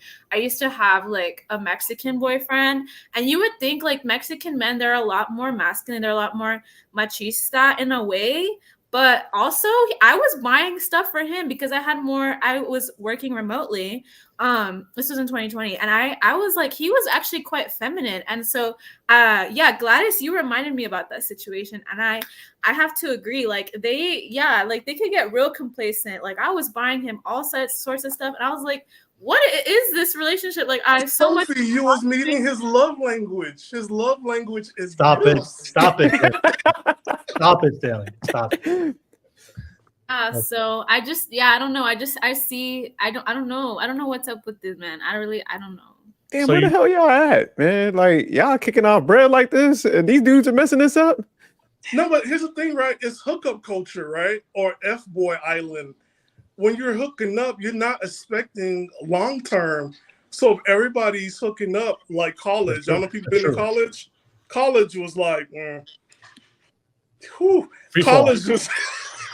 You don't really get to know the person until you hook up, the 5th or 8th time. Then you like, do you want to get breakfast? Then after that, you like, okay, I like you. Let's see if we can make this float. But like, that's the whole thing of hookup culture. Like you started off with sex, but there's nothing left after that. So that's I agree with you. There's a problem with hookup culture, but it's been ongoing for more than half a century that everybody's shacking up and hooking up. But yeah, we don't know each other until it's a little too late. So just don't blame it on your generation. It's happened for a lot of us before you. All right. Thank you so much, Stanley. I'll pass it to you, Nisha. Nisha, what's your response? There's a lot of guys out there. You know what? A lot of women are saying that I no longer need to be masculine, so I'll just play that role. What's your response? Does that work out long term? Is that a wise move? It's not a wise move, because I don't feel like you're innately being who you are. Women are innately feminine. A lot of times you become more masculine as a means of survival, or you ain't got no daggone choice. And men oftentimes become feminine because they don't have the examples.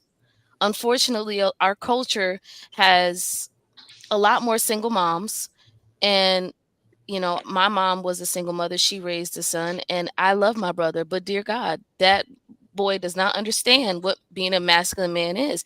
He thinks masculinity is puffing up his chest, but I'm like, bro, you don't got a job, and your woman is taking care of you. Like, you know, what's between your legs don't make you masculine. That don't make you a man. I don't know that a lot of women nowadays don't, let me not generalize. I would say some single moms, in my opinion, don't make it a point to make sure that their young men that they're raising, their sons, are around men. I have a son and I'm a single mom right now. I don't know how, I'm not a man. And my son will be around his dad and be around, and he's going to be in some type of mentoring something so that he can learn how to lead a family, how to take care of a family, because I can't teach him to do that. And oftentimes these feminine boys or toxic masculinity boys are products of not having that stuff that I grew up seeing, where like the dad's like, you know, you need to get out and work. These men that's willing to work with their hands, that's wanting to learn how to do certain things. I want to take charge.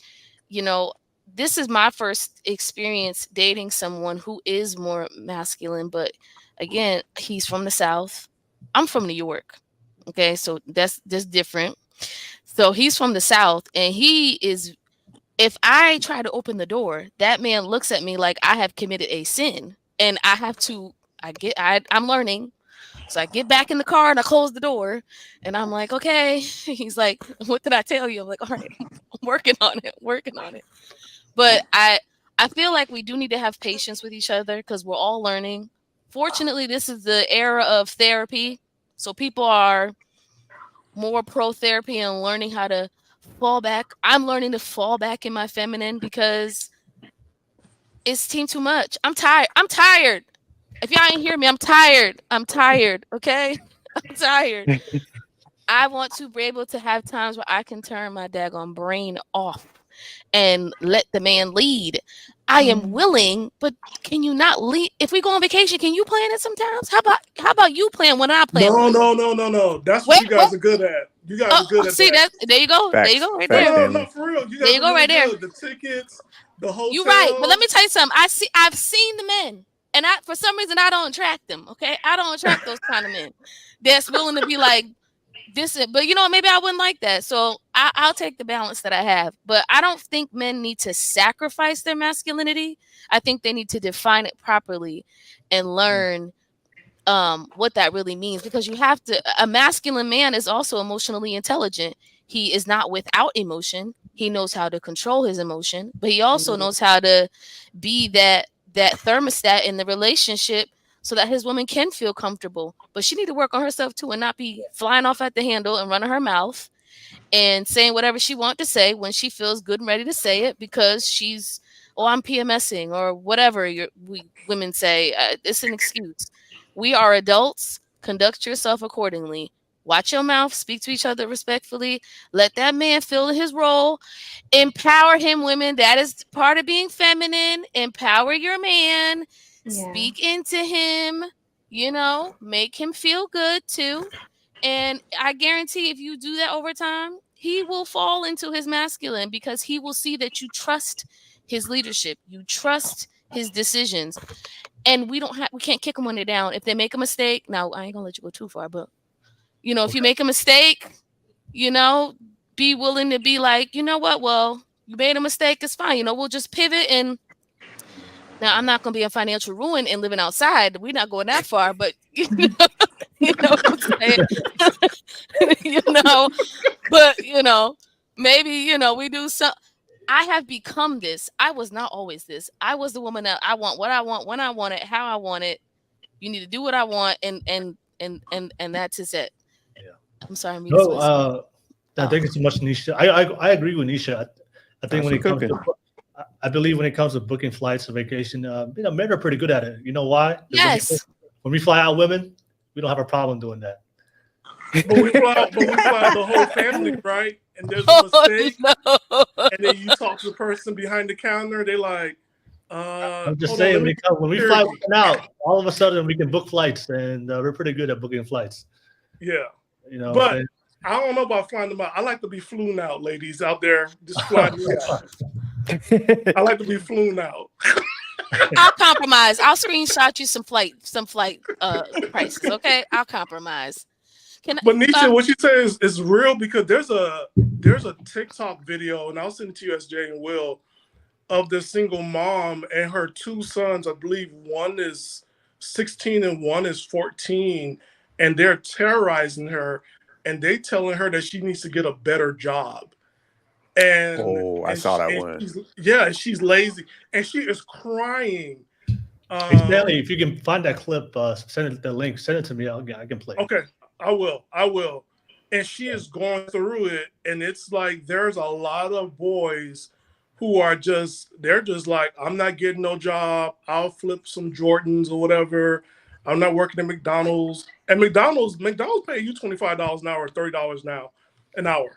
So McDonald's no joke nowadays. You see, I already got the headset on. I'm ready. I'll be right there. Shoot. You know what I'm saying? Management is six figures. Assistant management is six figures. Like you're not, you know what I'm saying? There's no joke right now working in fast food. But you know, the fact that she's being terrorized by her own sons is scary. Yeah. Can I ask a question real quick to Nisha? Because she has some good points. So Nisha, when single moms are raising boys, do you think sometimes say like if the dad was like an asshole or something and had some bad traits, they might try to overcorrect and, you know, make their sons like super nice and like somewhat like naive and gullible and stuff like that? Do you think that happens a lot? Absolutely. I'll give you an example. My own mama. My brother's father was terrible. He was terrible. Not only did she try to make him the opposite, but she enabled him a lot. And she babied him a lot. And to this day, my brother's 26, and I would say probably maturity wise, he's like 16. You know, she makes excuses for him. If he, you know, she'll pay for things for him. She'll do all those things. And the reality is, I don't know if it's because of the age of like the digital age where like people are millionaires being YouTubers, or, you know, I don't know what's happened, but like when Stanley was talking about those two kids and they're saying they don't want to go to work, I don't know if that's what it is. I feel like maybe people are just, I don't know, it's evolving, it's different, but unfortunately that is something that happens with single moms. They try to do the opposite, but unfortunately, like that's my opinion. I'm not saying that a single mom cannot raise a boy, but I do feel like that young man that she's raising, because she's raising a man. I'm raising a man. I am raising a woman. My daughter's 2, but I'm raising a woman. My son is 9, but I am raising a man, and their father is in their life. You know, he is in their life. But again, I'm in the areas that if there's a lack, you have to still make sure that that's there. Because again, I'm not a man. Yeah. I'm just not. Yeah, I like what you said about the mentorship. I think that's important. Like you said, even, you know, either gender, because you see more single dads and stuff. It's like fill that void with, you know, somebody that got their stuff together where they could like teach them. Absolutely. Like if I was a dad and I had my daughter, it'd be like, let me find a good female role model to like talk her through some things and stuff. So I like how you pointed that out. Hey, can I share something real quick? When my parents got divorced and I gotten older, I did not know my voice gotten deeper, and my mom didn't like it. So she had to bring my uncles over to have a talk with me, because I was sounding more like a man when I was having my conversations. But I didn't know that. So I thought I was still her little son. But here I am, like 5'10", 300 pounds, and like, where's the cornflakes? And Stanley, you were 300 pounds as a kid? I was a little baby. 300 pounds? 300 pounds for a little, that's a little baby. I was a little baby. You was killing a buffet. My father called me 300 pounds. You was...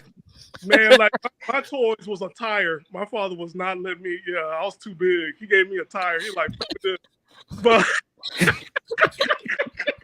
you definitely didn't take the plate away. But yeah. But you know, like when the divorce hit, I didn't know I was still growing, and I needed some men to sit down and talk to me. So any woman out there that's getting angry for listening to Lanisha, like she's telling the truth. Like guys, we need it. We're men. There's some things that you don't know that we need to hear from somebody else. And so let men come in and train your son. And Will, there is this movement where like boys don't want to work. They look down at the housework, clean the garage. They'll call CPS on you because it's child abuse that you gave them chores. They doing, you know, they already figured out the system. They're gonna make you pay for their independent living once they get into the system. These kids are smart. I don't think that's smart, but thank you so much. Thank you, Stanley. Appreciate you guys. Knowledge and relationships. I'll see you in the live chats. Underground Roads. I'll see you. Yeah, thank you so much for tuning in. Don't forget to live streams. If you do want to jump on, the link is in the description below on YouTube. I wanted to ask you, ladies, these are some things that I've kind of observed a lot, which a lot of people or men and women would consider a masculine trait. But a lot of guys are kind of waiving that masculine trait or suppressing it because it is seen as maybe not something a lot of women would want. Or I know the term toxic masculinity was used. I don't like that term, but that's the term people use today. If they see a trait within the man they don't like, they would just put it all in the same umbrella of toxic masculinity. But here's a question I want to ask the ladies. Traditionally, a lot of men were raised to be rational problem solvers, to be stoic. That's one of the things that a lot of people would say, okay, a man that's stoic, has control of his emotions, very disciplined, very decisive, likes to solve problems. Those are usually the type of qualities that you would consider a very stoic man. Do you guys still like men to be stoic? Yes or no? And then kind of explain why you don't want a stoic man. I'll start with you, Gladys. Do you like stoicism? Do you like a guy that's stoic? Okay, explain that. I've never heard that before. Like you're saying someone that just takes control or what? Like a stoic. I'm looking up the definition right now. I was like, I've never heard that like expression before. Like a person who can endure pain or hardship without showing their feelings or complaining. Oh, okay. So men were taught to, hey, look, when we I remember we had a different podcast, but generally we were talking about the things that our fathers or grandfathers used to teach us as young boys. But men were taught to be stoic. Hey, look, regardless of the pain, we don't show weakness. We show strength. When we go through hardships, we don't complain. We don't show it. But we have to endure it. We have to push through it. That's usually the traditional raising of young boys because they were raised. Boys were raised to be strong men. You have to be strong. My brother was raised like you're saying. Okay, so a lot of guys are saying that a lot of women are saying that I don't want my men to be stoic because I don't want my man to be too strong. I don't want my man to I want him to talk about his hardships, he's suffering. So a lot of guys are doing the opposite, where when they're crying, they'll openly cry in front of their women. When they go through their pain and their suffering, they'll come to the woman, please fix my problems, woman. Please. To be honest, I probably would prefer somebody that was raised a little bit like that. I think because I've had feminine men, I guess you could say. Okay. So, and I've seen my brother. I mean, he's super hardworking. My mom pretty raised him really well. My mom's a single mom. She was a single mom of 6. So she actually found a mentor. She never remarried. So there was never another man, but she did find a mentor that mentored him during like his teenage years and on. And my brother he taught him how to be like that. He's very, he leads, he doesn't show his emotions. He pushes through it. But I was even taught to be like that from my mom. I'm like that. Okay. so, but it's because I am, how she knows. Yeah. I'm like that, but it's because that's how my mom raised me. It's like, no matter what, you push through it, Okay. So I do that, and I've gone through some crazy stuff. Okay. And I think that's why I built my career the way I have, because I want to depend on myself. But it doesn't mean I don't want a man. I think that's why I would be comfortable having a man like that, because I would want someone that could take that away from me. So Okay. I Okay. stopped doing that. So you like that? So you would prefer your long-term partner to be stoic? Okay. Yes. All right. I'll pass it to you, Jessica. Do you like us? Would you? A lot of men are giving up on being stoic, but do you prefer your man to be stoic? Well, that's a hard question for me because I feel like we also have to remember a man is a human being and they also have feelings. They also gonna make mistakes. They have emotions. They also have their partner to vent. So to have a man that is strong, yes, but realistically for me, I think I want to also be there for them when they're down. I think for me, I want them to be the masculine men, but I also want to have a human being too, because I think that a man should express their feelings. I'm like in between. I want a man to express their feelings. I obviously don't want a man crying or like, oh my God, I lost my job and start crying. I like, okay, you'll get another job. But Isn't that venting?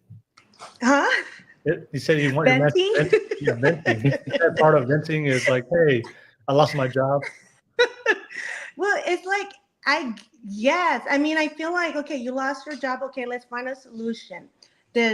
Find a solution and just pretty much, but I don't want them to feel like they're okay, now you're gonna take care of me. And I feel defeated. I don't want a man to feel defeated. That's what I want. I don't want a partner to feel defeated. But I also want to be the woman to listen to them.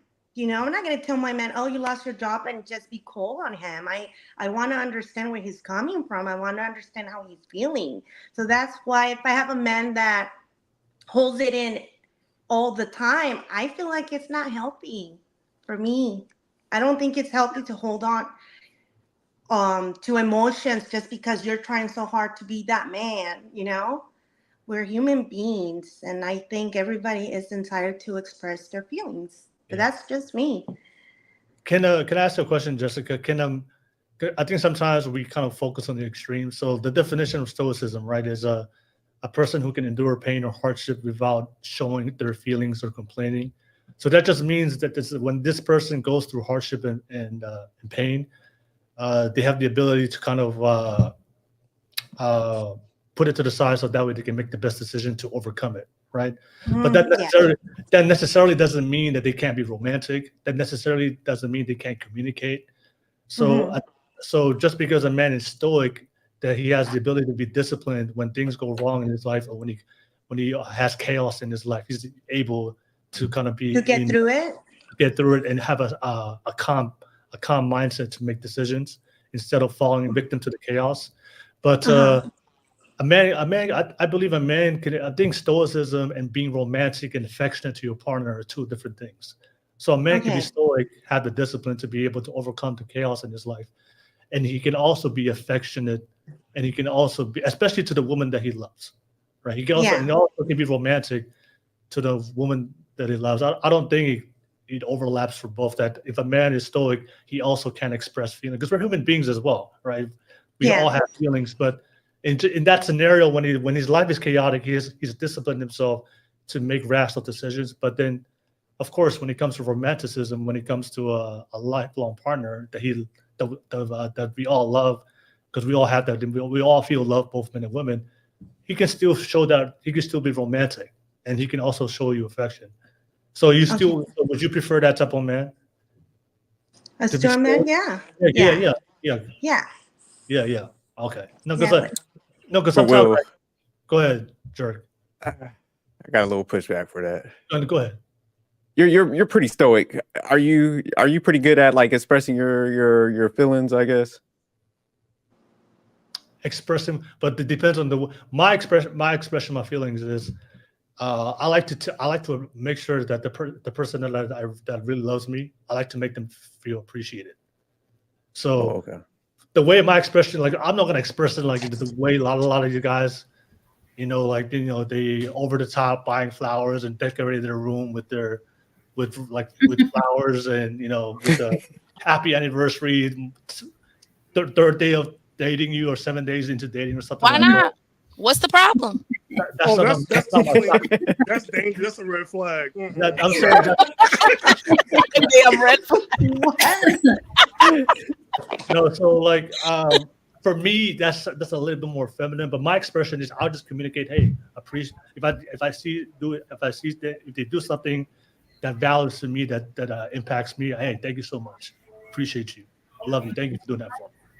So that's how I show my expression. Like I'm just telling them, hey, like if I see something that you're doing for me, and I know you're going out your way to do this for me, even though you don't have to do it, but I see that you're doing it anyway because I see because you care about me. Like I want to let them know to communicate to them, to let them know, hey, I do appreciate that. Like I do notice that, and it's not in the like a flamboyant or feminine way, but I do communicate very directly. That's my expression. So I think when it comes to stoicism, I think sometimes women would kind of expect a man to show his feelings in the way women would do, like in their lens. Oh, okay, I got you. But I think men and women, we show feelings differently because we're just different. And I may not show it the way women do, but I do show it in my own way. And I think a lot of guys, we're especially the more stoic guys, like we're just direct. Like we're just very direct. We just communicate. But it doesn't mean that I don't show affection or I don't express how I feel. It's just I think for a lot of guys, we express our affection and our feelings differently the way women would do.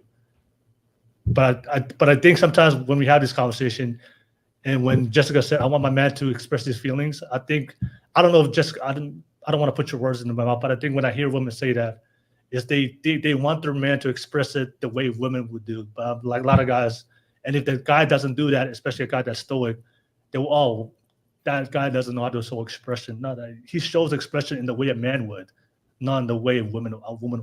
It's two different things. Well, I'll pass it back to you, Jerk. Well, I don't know. Yeah, I was just gonna say, now you're kind of hitting it because I ain't gonna lie, I'm pretty stoic, and I do have trouble, I'll say, expressing emotions and stuff like that.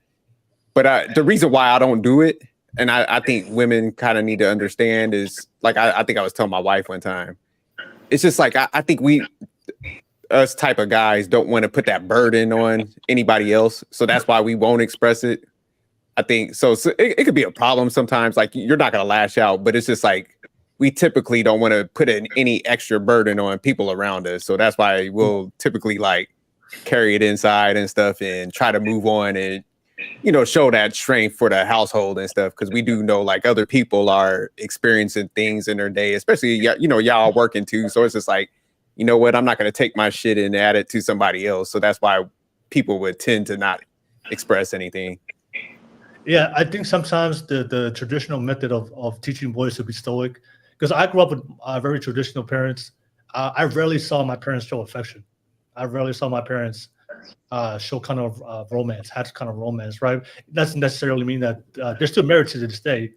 They still love each other. But for me, is I always want to look what I learned from my childhood and take the good things and leave the bad. And so I do understand women want affection, right? They want to show, they want to feel appreciated, they want to feel loved. So I realize being stoic to be able to provide and protect my family, to make sure my woman feels safe, that's the benefit of being a stoic man, right?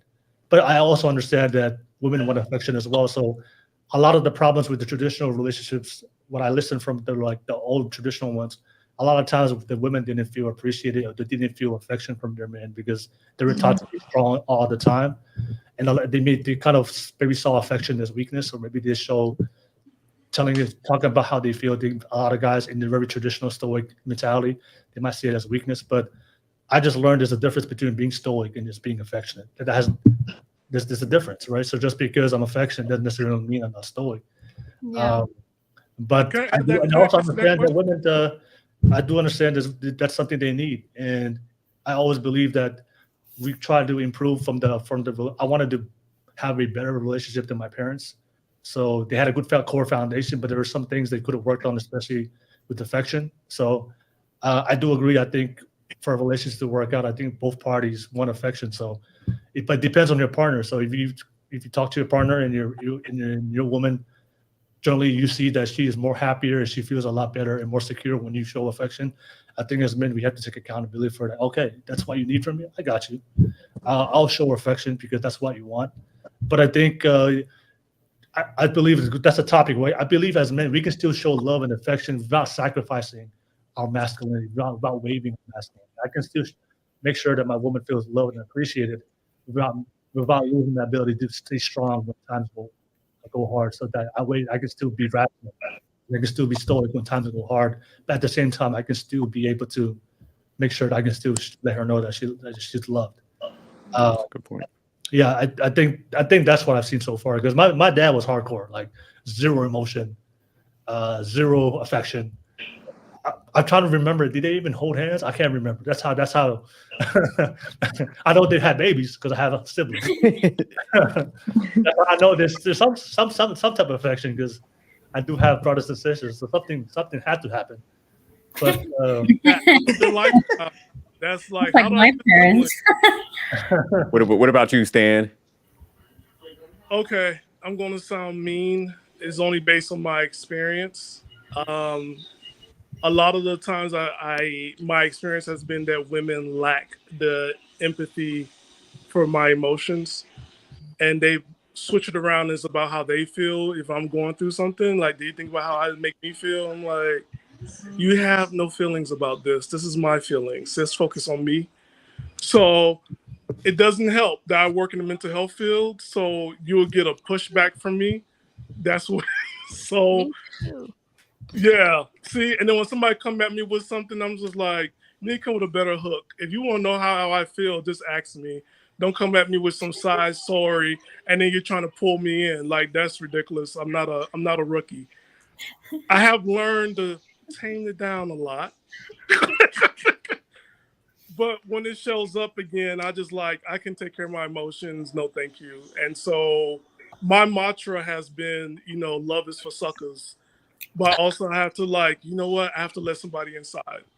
Yeah, you think? So which side do you land on more? Which one would you recommend to other guys, Stan? Which side? I recommend that the men go have some self-reflection, get a therapy and a coach, figure yourself out. No, seriously, you gotta figure out yourself. And then you come out, like I say, love is for suckers.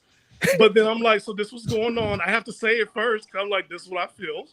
Love is for suckers, and this is how I feel. Look, yesterday, what's that place called? Panda Express Cookie told me, don't give up on love, is right around the corner. I'm like, That's what did I do right. to you? What did I do to you? That's I right. just want my orange chicken. I just want my orange chicken and steamed rice. Hey, and you cursed me. Leave Panda alone, man. Leave Panda. Panda Express cursed me.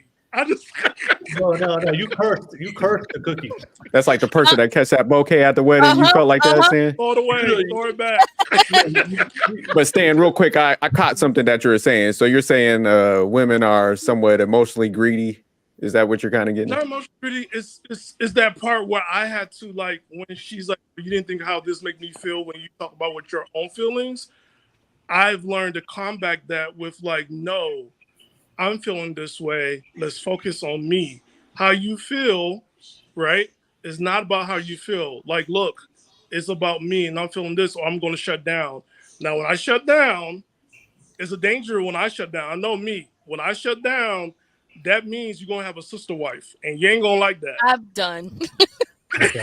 Shout out to Stan for being selfish. I think what Stan is trying to say is, I don't think women really value the vulnerability that men have. I don't think that we value it enough. I saw a couple of people in the chat talking about how oftentimes women will weaponize the vulnerability of a man. And oftentimes there is that thought where you're like, okay, I do want him to be stoic. I want him to be able to be strong when we're going through storms. Like, we both can't fall apart. Like, hello. Yeah. So, like, I get that, but I will say, because I do have a man that is a bit more stoic, when he does have moments that he opens up and he talks about stuff, maybe it is because I'm in the mental health field too, I really value it. I look at it like, oh, this is a big deal. So I don't use it against him. If we get in a disagreement, that is not, I'd never go there. You talking about, if you're willing to share your feelings, especially, he was raised very traditional. You don't feel nothing. You're a man. Suppress. It's all right. Put an S on your chest and get out there and do what you got to do. I also was raised by a single mother who raised me like Gladys, like to be the same way. Listen, you gotta get out here. My mom was a survivor. My mom was working 2, 3, 4 jobs. I don't know how she slept, was still at the parent teacher conference, still knew what was going. I don't know how she did it. I don't know how. But I have learned over the years, like, because I did watch my mom emasculate men. I watched my mom talk down to men. I want you to be strong enough to stand in your strength, but I don't want to diminish when you have a moment where you are sharing your feelings. Now, there's a difference between sharing your feelings and whining. There's a difference between sharing your feelings and complaining. Leave the complaining to me. Just kidding. But But Naomi, I gotta say this real quick. Naomi, I gotta say this real fast. I like that. I I gotta like say this that. real fast. A lot of times, right, when you are throwing stuff at men, I have to say this, like when I do shut down, and it's not a threat, that leaves it open for another woman that comes in that's hearing me, that gets it. And I'm like, okay, thank you for listening. That's a nice way of saying you're gonna cheat, Stan, right? that's a way of him saying he's going for the 20%. Did y'all get that, ladies? Is that what he's saying? If Yeah. it's 20%, He said he's gonna times shut 5 down. women with 20%, that's 100 though. If I get 5 women with 20%, that's 100. Okay. That's a lot of work. Okay, that's expensive. I hope you have a great job because No, we want you don't flowers, have we to want be. dates, No, we want all of those but they're things. rich. They're rich. Let me Boy. read Well, I have to go. I have to get ready for work. All right. All right, Bye, Stan. Stan. Stan, I'm gonna hit you All up. right, ladies, take care. Thank you, Stanley, man. Bye. Appreciate you.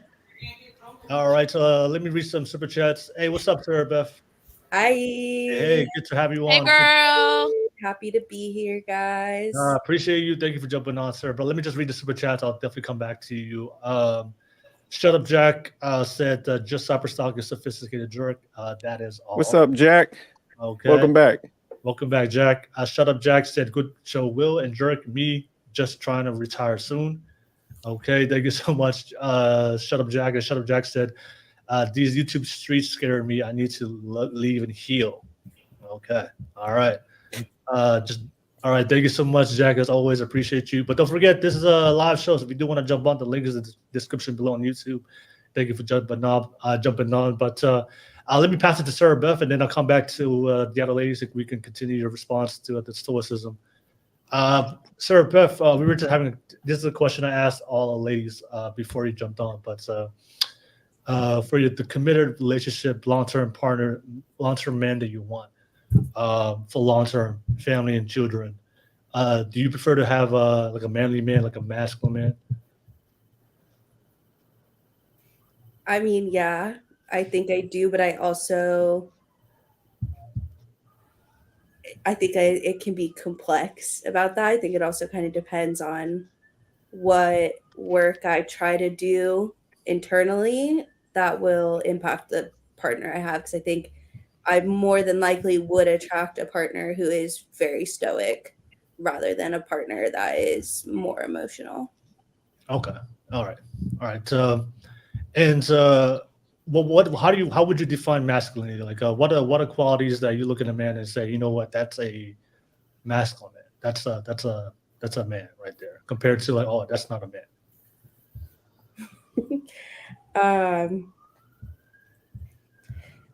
That's a tough question. Just being, I have done a lot of media studies and gender studies, and so for me, that's like a very complex. I think that there's the clear signs that people, like it can be high interests, physical, I guess, like presence, and then also emotions of like that, whether or not that being a man is like being able to show how you're feeling. So, I mean, there's always the concept of like the mask, I guess, for men, that men are also like often been told to shield that part of themselves. Okay. All right. No worries. All right. Thank you so much, Sarah Breath. We'll definitely come back to you and be part of the combo, but we'll keep it moving. I know we talked to Gladys. Was it Jessica? Let me move on to you, Sophie. Sophie, what do you think about men who are? Do you like your men to be stoic? Maybe when they go through hardship and they're willing to endure it and not complain about their problems. Yeah, I have a lot of feelings and I have a lot of thoughts about Stoic philosophy. I really respect it, and I know that I can always learn from people who embody that, as someone who tends to be more on the emotional side, like to the max. Like when Nisha and Stanley were talking about like how women, like, we tend to like not value like the vulnerability shared by men. I really felt that, because I think it has been kind of an imbalance. Like I am the one who is showing up and like complaining, and honestly, having a Stoic partner has really like impressed me.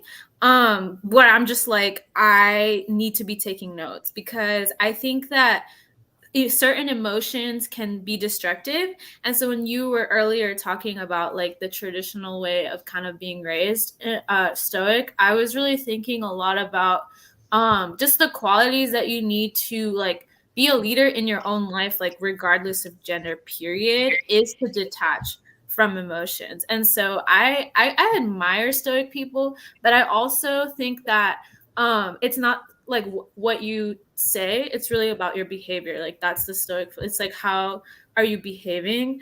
And I have like personally grown up around a lot of like veterans and like people who like were essentially really traumatized, and kind of were like always in theory Stoic, but really like they didn't know how to deal with like PTSD. They didn't have those tools to actually manage emotions, so they would tend to just blow up. So that's kind of how I was taught to handle emotions, and I'm realizing like, no, like I need to go to therapy, like I need to like do kickboxing, like I cannot be out here. And I'm so grateful that I have a partner who has like a healthy relationship to his emotions, even though yes, like most men here, like they don't really express it that much, because I know that he's taking one for the team so that I can like heal my shit. So yeah. Okay. All right. Thank you so much for sharing that, Sophie. And glad, did it already come to you, Gladys, already? Yeah, I believe so, right? I was the first one. Yeah. Yeah, I think Nisha's the last one. I'll come to Sarah Beth. Well, I think I'll come back to you, Nisha. But I'll pass it to Sarah Beth. We were talking about like stoicism, a man that's who can endure pain or hardship without showing their feelings or complaining. Do you prefer your man to be stoic when it comes to a long-term partner? In my experience, I don't think I've had a partner who was Stoic previously, but I've only been in like one long-term relationship. But my experience with men in my life growing up, my father is very Stoic. One of my brothers is very Stoic.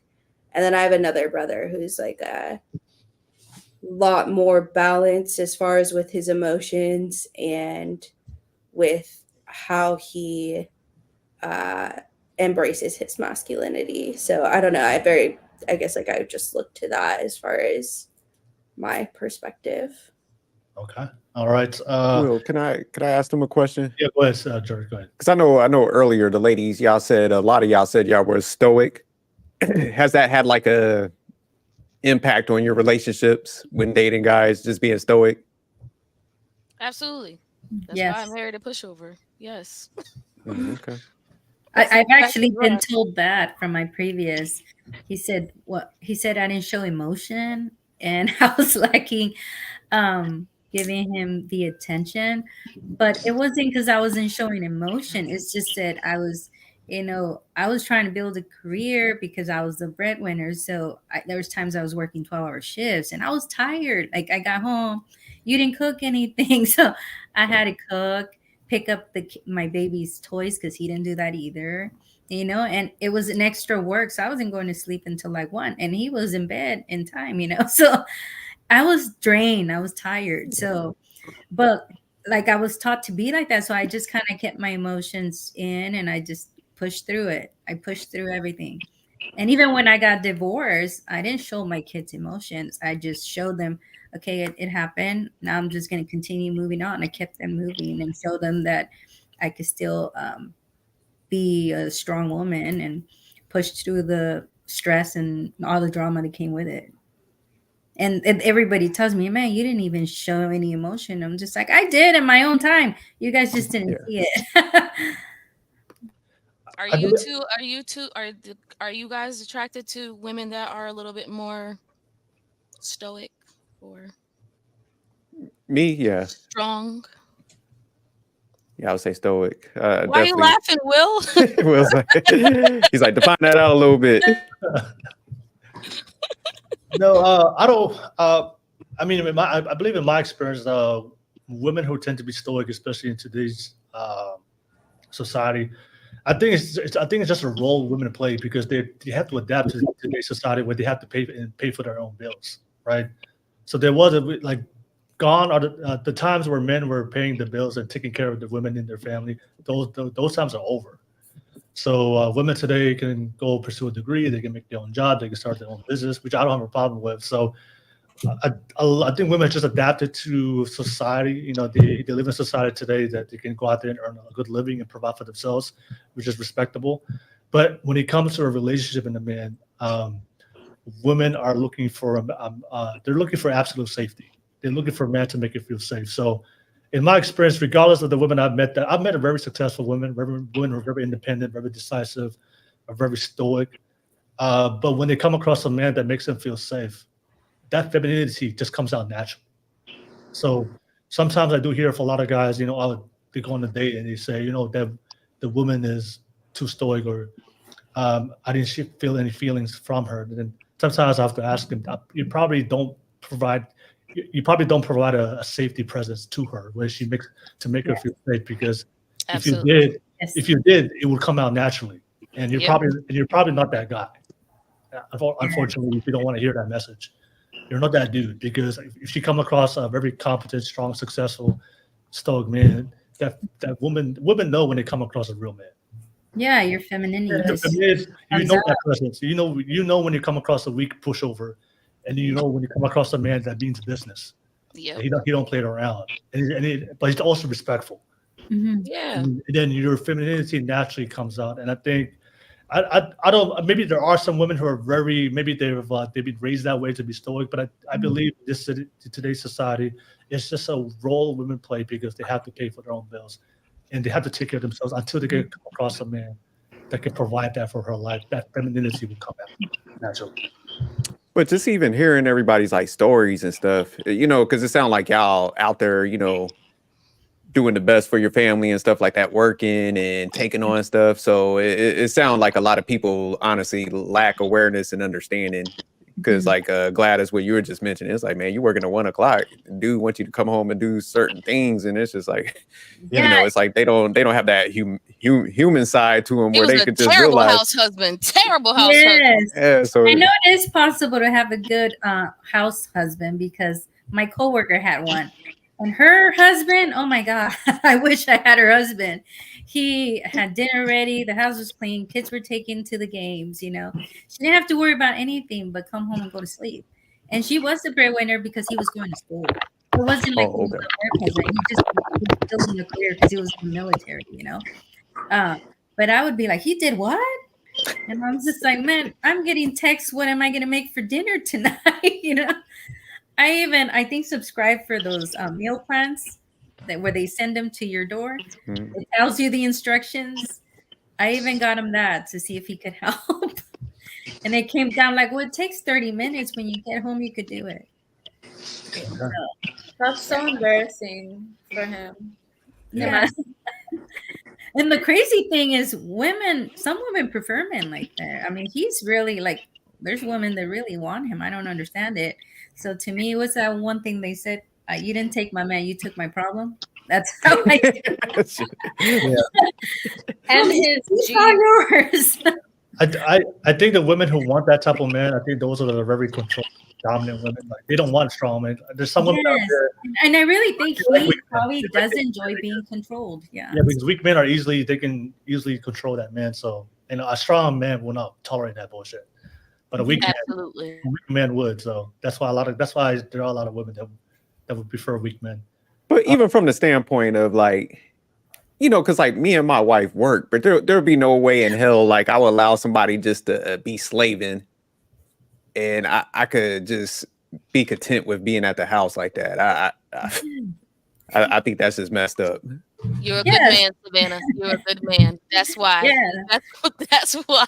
You heard that saying on social media. He's a good man, Savannah. You're a good man. You don't want to see your wife slaving. That's fine. But some men resolve to the point of, well, she gonna do it. Yeah. I ain't gonna stop her. I was telling Jerk, I don't know if you guys seen this. There's this guy who posts content online. He's going viral on TikTok, but he records he's a house husband, so he records himself with like his wife getting up, cooking his breakfast, getting ready for work, and giving him a kiss while he's still sleeping in bed.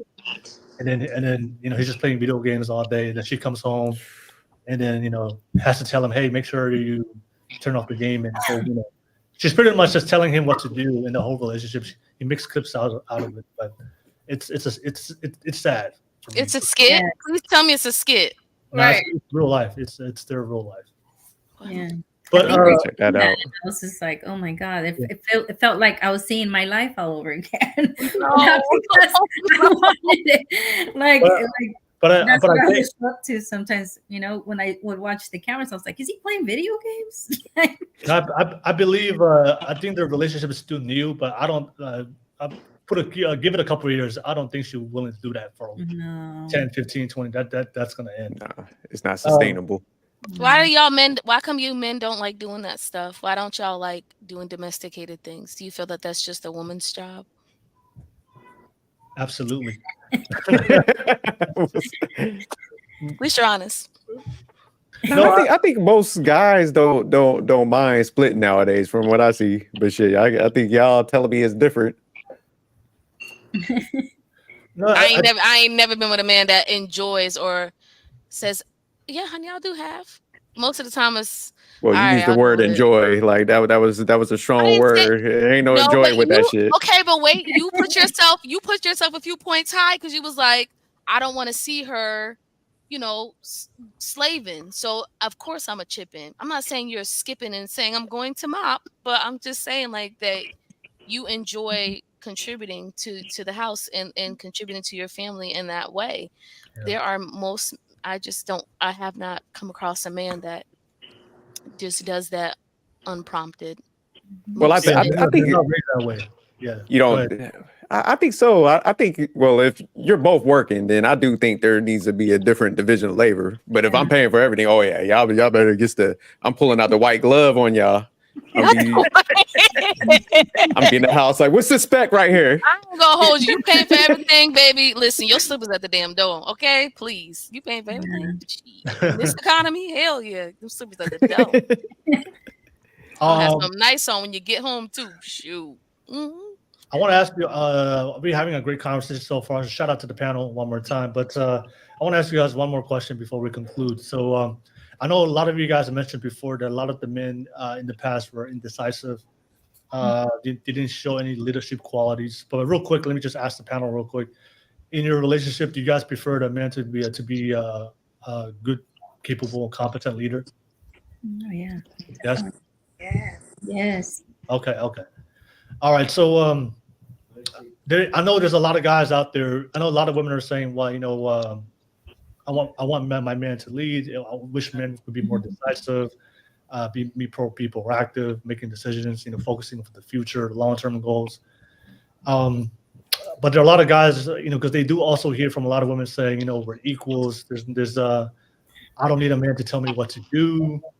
So a lot of guys, okay, they're hearing that from a lot of women. So they think, okay, maybe I shouldn't tell a woman what to do.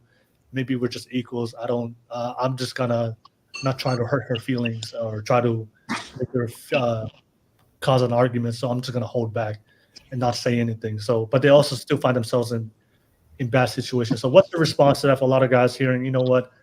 A lot of guys do feel like they don't want to tell women what to do because a lot of women are saying, I don't want my man to control me. I don't want my man to tell me what to do. I don't want my man to make decisions for me. What's her response for that? For those type of guys? Let me just start with you, Sarah Beth, and I'll go around the panel. What do you think? Sarah Beth don't look like she don't take no shit. You look like the leader.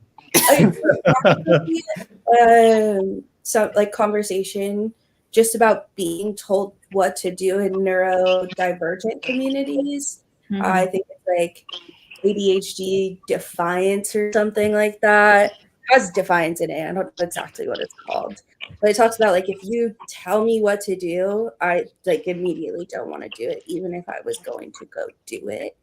And, like that is just on personally being neurodivergent. Sometimes I, like can get irritated by that. But I mean, I am rational. So I think that is where that kind of stems from. And that whole idea of like women don't like being told what to do. It's like, yeah, like there's a way to ask somebody to do something. Like, yeah, don't tell me what to do. Ask me kindly and I'll do it. I don't know. There's like just a way to approach and like speak to somebody that really is important. And I think that approach, is what matters. So yeah, if I had a partner that's coming to me hella foul, no, like, I don't want to participate. Like, I'm not going to take that shit. So, yeah. Yeah, I do agree with you, Sarah Beth. I think both men and women, nobody likes being told what to do, but I do believe that people want to be led by somebody that knows how to lead. For both men and women, but we're talking about women right now. But yeah, I think there's a difference between because if I look at people who know how to lead, they rarely have to tell you what to do. They just lead by example, and they have a vision, they have a purpose, they know the direction they're going, and people just follow naturally. But if you have to tell people what to do, then I would say that's a lack of leadership. If you could constantly have to like remind people to follow you. Like if there's a day where we're working on a project, like yard work, and there's a big project going on, we're building something, like I know I'm bad at reading directions or like sometimes won't like see those things. So like I'm happy to be of assistance, but I do need somebody to lead. And part of that is being a good leader is like knowing how to get people to go and do things. And that is all about the type of communication you use. All right. Yeah, communication is key. Thank you so much, Sarah Beth. I pass it to you, Jessica. Well, yeah, Jessica, what's the response to that? Go ahead. I agree. Communication is first. How you deliver the message is very important, and how you respect each other is also important. Because if your man is leading and telling you something, he knows you very well. He's going to know how to deliver that message without hurting your feelings or feeling where he's coming at you strong or attacking to you or demanding, I want you to do this, right? And I feel the same for the partner. Like if it was myself, I would deliver the message right. It's about the relationship and the trust that they have in each other. If you have that, then you're not going to feel, oh, he's telling me what to do, And you have to also explain why this has to be done this way,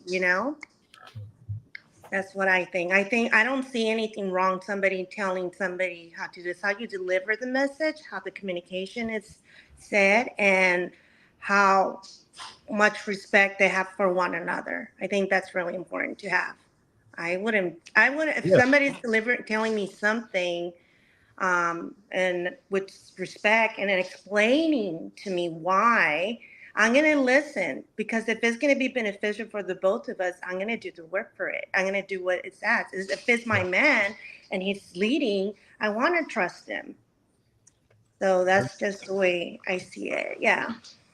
Now you made a great point, Jessica. I think respect, right? Yeah, if you communicate, even if it's a hard conversation, even if it's an argument, but I truly believe that if you both respect each other, you can have a disagreement, but there's but you can still respect each other. But I think when there is a lack of respect from both parties, then yeah, it's kind of It's not hard going to come to a solution. yeah, it's hard to have those hard conversations or overcome arguments if there's a lack of respect towards each other, especially if the guy's disrespecting you all the time.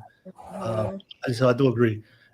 Sophie, I pass it to you. You know, when it comes to like leadership, what's your response to that?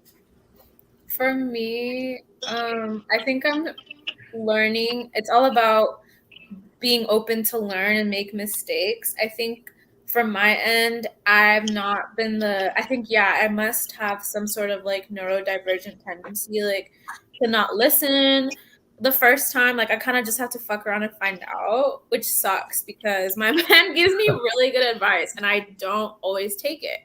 And I don't know what it is that is so rebellious in me that I have to, if I want something so bad, I'm going to have a tunnel vision. So for me, it's just being openness to learn, openness to trust, obviously, like what you guys are saying, trust, respect, that you guys are building together. But for me, I really do think it has been a learning process to trust in a man leading me, and just like being like, okay, like I am not always right, you are more right than me, but also doesn't mean like you're 100. Like that's where I get scared. I'm like, I get scared. Like I don't want to put all of my like blind faith into anything. Like, you know what I'm saying? So it's just like taking that leap of faith, having that trust, and like if I have to, you know, how many times does it take? Hopefully not many more to fuck around and find out, but you know, just having patience and humbleness to like accept that I'm learning to do that. Yeah. I think just maybe like the second time in my whole podcast career, I heard a woman say the man might be more right than me. Hey, but Will, did you catch how they put the scientific stuff behind them being unruly a little bit? Her, Sarah Beth? Yeah. Try to get themselves a scientific diagnosis just because they don't want to listen. Yeah, they don't want to. Now, just to respond real quick to Sophie, because I've heard women say that, you know, I don't want to put my blind faith into a man's leadership. You know, we're not telling you to follow a man blindly. I think a lot of times women will just automatically submit just because you're in a relationship. And I think when it comes to submission, that's something a man has to earn. And we talked about this before. You know, shout out to Damien if you're watching this. Leadership is something that he has to prove to you that he is capable of making consistent, good decisions in his life. And I think once you see that, then there is some evidence and body of work that he can show you that he can do it. Then you put your trust into him. But don't put your trust into a man that you just met 2 weeks and he hasn't shown you any kind of leadership qualities or skills or any kind of evidence or body of work. That's something that you shouldn't do.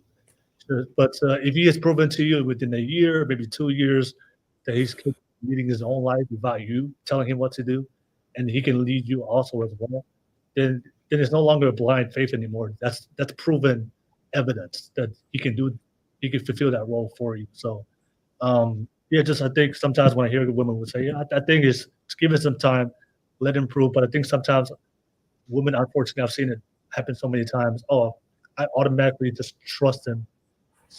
Given my full submission in first or second week of dating, and he hasn't really proven himself to you yet. And then you find out later, long term, that especially when life gets hard, you really need him to step up. That he doesn't have those qualities, and he can't do it for you. And Will, just to piggyback off that real quick, he should also be breaking down or communicating why, you know, anybody that's in a leadership role should be able to explain why they want to, you know, the decision that they're making and why they're making it and how it could impact you and stuff. So yeah, there's nothing wrong with asking questions like you're doing, Sophie, because blind faith, you gonna mess around and be under a bridge talking about why the hell I do that. So you better ask some questions and they should have a response for you. Be that couple that live in a tent on TikTok. Mm-hmm. All right. No, thank you so much, Sophie. And pass it to you, Nisha. Nisha, what's her response with you know, guys out there? You know what? I won't lead because that's what women are looking for, so I can be with her.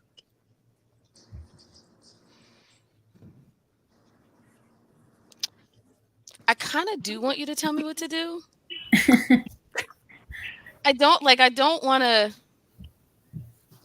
run away from that, because I to be honest with you, I want something completely different than I've ever had. To be honest with you. Yeah, sure. Now, I don't want somebody that's controlling, somebody that is manipulative. Obviously, I think all the ladies have stated good points about respect and all that. But I do want a man that can make a decision and say, because at times, I heard somebody say this on TikTok the other day, and I thought about it. They were like, if I want something as a man and then my wife says something, at the end of the day, I have the final say. I'm like, maybe not super extreme, but I get what he's saying. Like, at least you're willing to hear me. But at the end of the day, ultimately, if you're making a decision, especially to Sophie's point, if we've built that level of trust, Yeah. and I trust in your leadership, and you've proven and shown yourself that you can do that, even if I don't 100% agree, I want you to be able to say, baby, this is what we're going to do. This is the best decision for us, for our family. And I can just be like, okay, and trust it. And not have to as a single parent, there's so much mental gymnastics that you do. There's so much coordinating and thinking. Sometimes I do want somebody just to tell me what we're going to do and make that decision as the leader. But to your point, leaders show their leadership by their character, by what they do. So 9 times out of 10, if it comes down to that, where the decision needs to be made and maybe we can't come to a consensus, I want you to be able to take the lead and say, this is what we're going to do. I feel like this is the best, thing that we should do, honey. Like, and I'll be like, okay. But that I haven't experienced that yet. So lead me and point me to where they are, because my man's good now. Okay. He's good. I'm just saying, but sometimes I just want to be like, babe, I don't want to have a meeting and a powwow about this. Like, please do it. Like, it's fine. It's fine. It's not the end of the world. Like, it's sometimes it's just okay. So, yeah.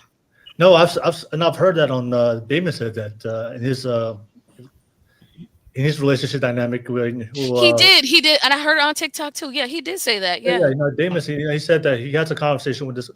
The wife initiates it, but he has the final say. But that's why I always go back to what I said to Sophie. It's the man has to prove to you that he has a body of word that he can make consistent decisions. And I believe, as a woman, if you have a guy that is making consistent decisions and good decisions for yourself and for your family, and he generally has your best interest, there's a level of trust that you're going to trust what decision he's going to make. And you also trust that even if he makes a mistake, he's willing to come to you. You know what? You were right.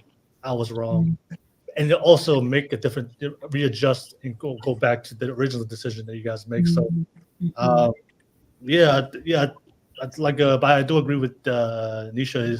It's hard to have faith in that in a lot of guys if they haven't shown that consistency, if they haven't shown that evidence. So, good point. Thank you so much, Nisha. I'll pass it to you, Gladys. What's your response to that, Gladys? Go ahead. For me, I think if it's someone genuinely dating, it's been a couple months and I trust him, and he's that guy we're talking about, like a masculine leader, I would trust whatever he could tell me what to do. Like, I'm kind of looking for that, to be honest, not having to make the decisions myself. Somebody that just knows, hey, we're going to do this, or hey, this weekend I need you to do this inside or help me out outside. I'll do it. Yeah. I'll go outside and help them with the lawn if that's going to be a teamwork thing. I don't mind if it's a leader, but if it's someone I just met, he could lead in the date and I might be like, oh, wow, okay. But I'm like, nah, he tells me, I'm only talking to you 2 weeks. You can't tell. I won't, because I don't know you yet. I don't know if you're going to be that person, but if it's someone I'm committed to and I'm living with him and I know what kind of person is it, and he's everything I've been looking for, which is that leader guy that's, that's going to show me that I could be more feminine now and relax and not have to feel like I always have to take that role. And 100%. He can tell me what he wants me to do, what he wants me to do, where he wants me to go. If he tells me you're gonna go eat something, I'm like, yeah, sure, I'll eat that. So I mean, because sometimes some guys can't even make a decision of where they want to take you to eat. They're like, "What? But what do you want?" And I'm just like, "Just pick it. I'm gonna eat it. I'm hungry." So I'm surprised guys still ask women today what they want to eat. Like, I don't know if they learned. Like, yeah, you don't. You don't never ask women. You just plan. No, plan a plan date the date. I'm gonna and show go up. there. Yeah, plan. But I get really annoyed when they're asking me because I'm just like, Absolutely, girl. one Me thing too. is okay, like give up. They're trying to get an idea, fine. But if it's consistent, like not for reals. But what do you want? Do you feel like this? Do you feel like that? I don't know if you want to. You know, it's just like at that point, I'm annoyed. I'm probably gonna cancel the date. You know, so it's kind of. See, I think some guys ask because some of y'all be like allergic to like every damn thing, or you don't like you'll be like, oh, surprise me. You go to that place, you don't like it, so it's just like, man, where the hell y'all want to go? No, So we ain't waste our time. But I always tell them, I'll eat anything. I'm not vegetarian. I'll eat the meat. I'll eat the tacos. I like spicy food. I don't care. I might be lactose tolerant, but I'm still gonna eat it. So, That part. Okay. I let them know. Because at that point, when I'm annoyed, I'll make a joke out of it, and I'll let them know that, and then they just laugh it out. Some of them they get the point and they make the date, but some of them they're like, I don't know what she wants, and they never. So. And there's guys like that. That's crazy. So those are the ones that I definitely don't go on the dates, or I just don't talk to them. So. Okay. All right. Dirk, you want to add on anything or respond to anything? No, they have some good responses. I definitely think this was a great conversation. Okay. I just had one last one to ask the ladies. We were talking about leadership. What does a man have to do for you to like finally, okay, I'm gonna give him my full trust? What does he have to do for you personally, for you to finally trust his leadership and follow his leadership, and to make long-term decisions for your life? You get to the point, because I know some women, they'll say, I would never want my man to tell me what to do, and then they finally find out like that good, strong, masculine man. All of a sudden, I'm like, yes, I like him telling me what to do. So my question is, how do you get to that point where you like it when you love it when your man telling you what to do? And I think usually when that happens is usually they find a man that can trust and make them feel safe, that they can trust him to make good decisions, because I think you generally know that he has your best interest and he truly loves you. So when you get to that point, you don't have a problem doing that. But for you personally, what does a man have to do for you to finally look at him and see, okay, I can finally let him lead it. I can finally trust him, and I'll give him the role to be able to make decisions for me and our life together in the relationship. Let me start with you, Jessica. What do you think? I think, in my experience, I think they have to prove problem solutions, starting with arguments. So say we get in an argument in a relationship and he takes over and make me see things different.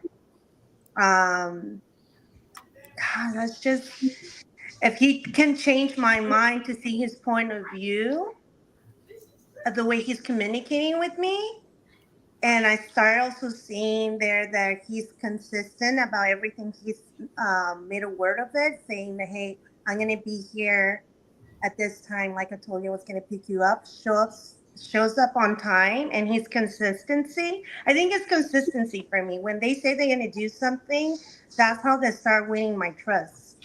I think that's how they win that for me.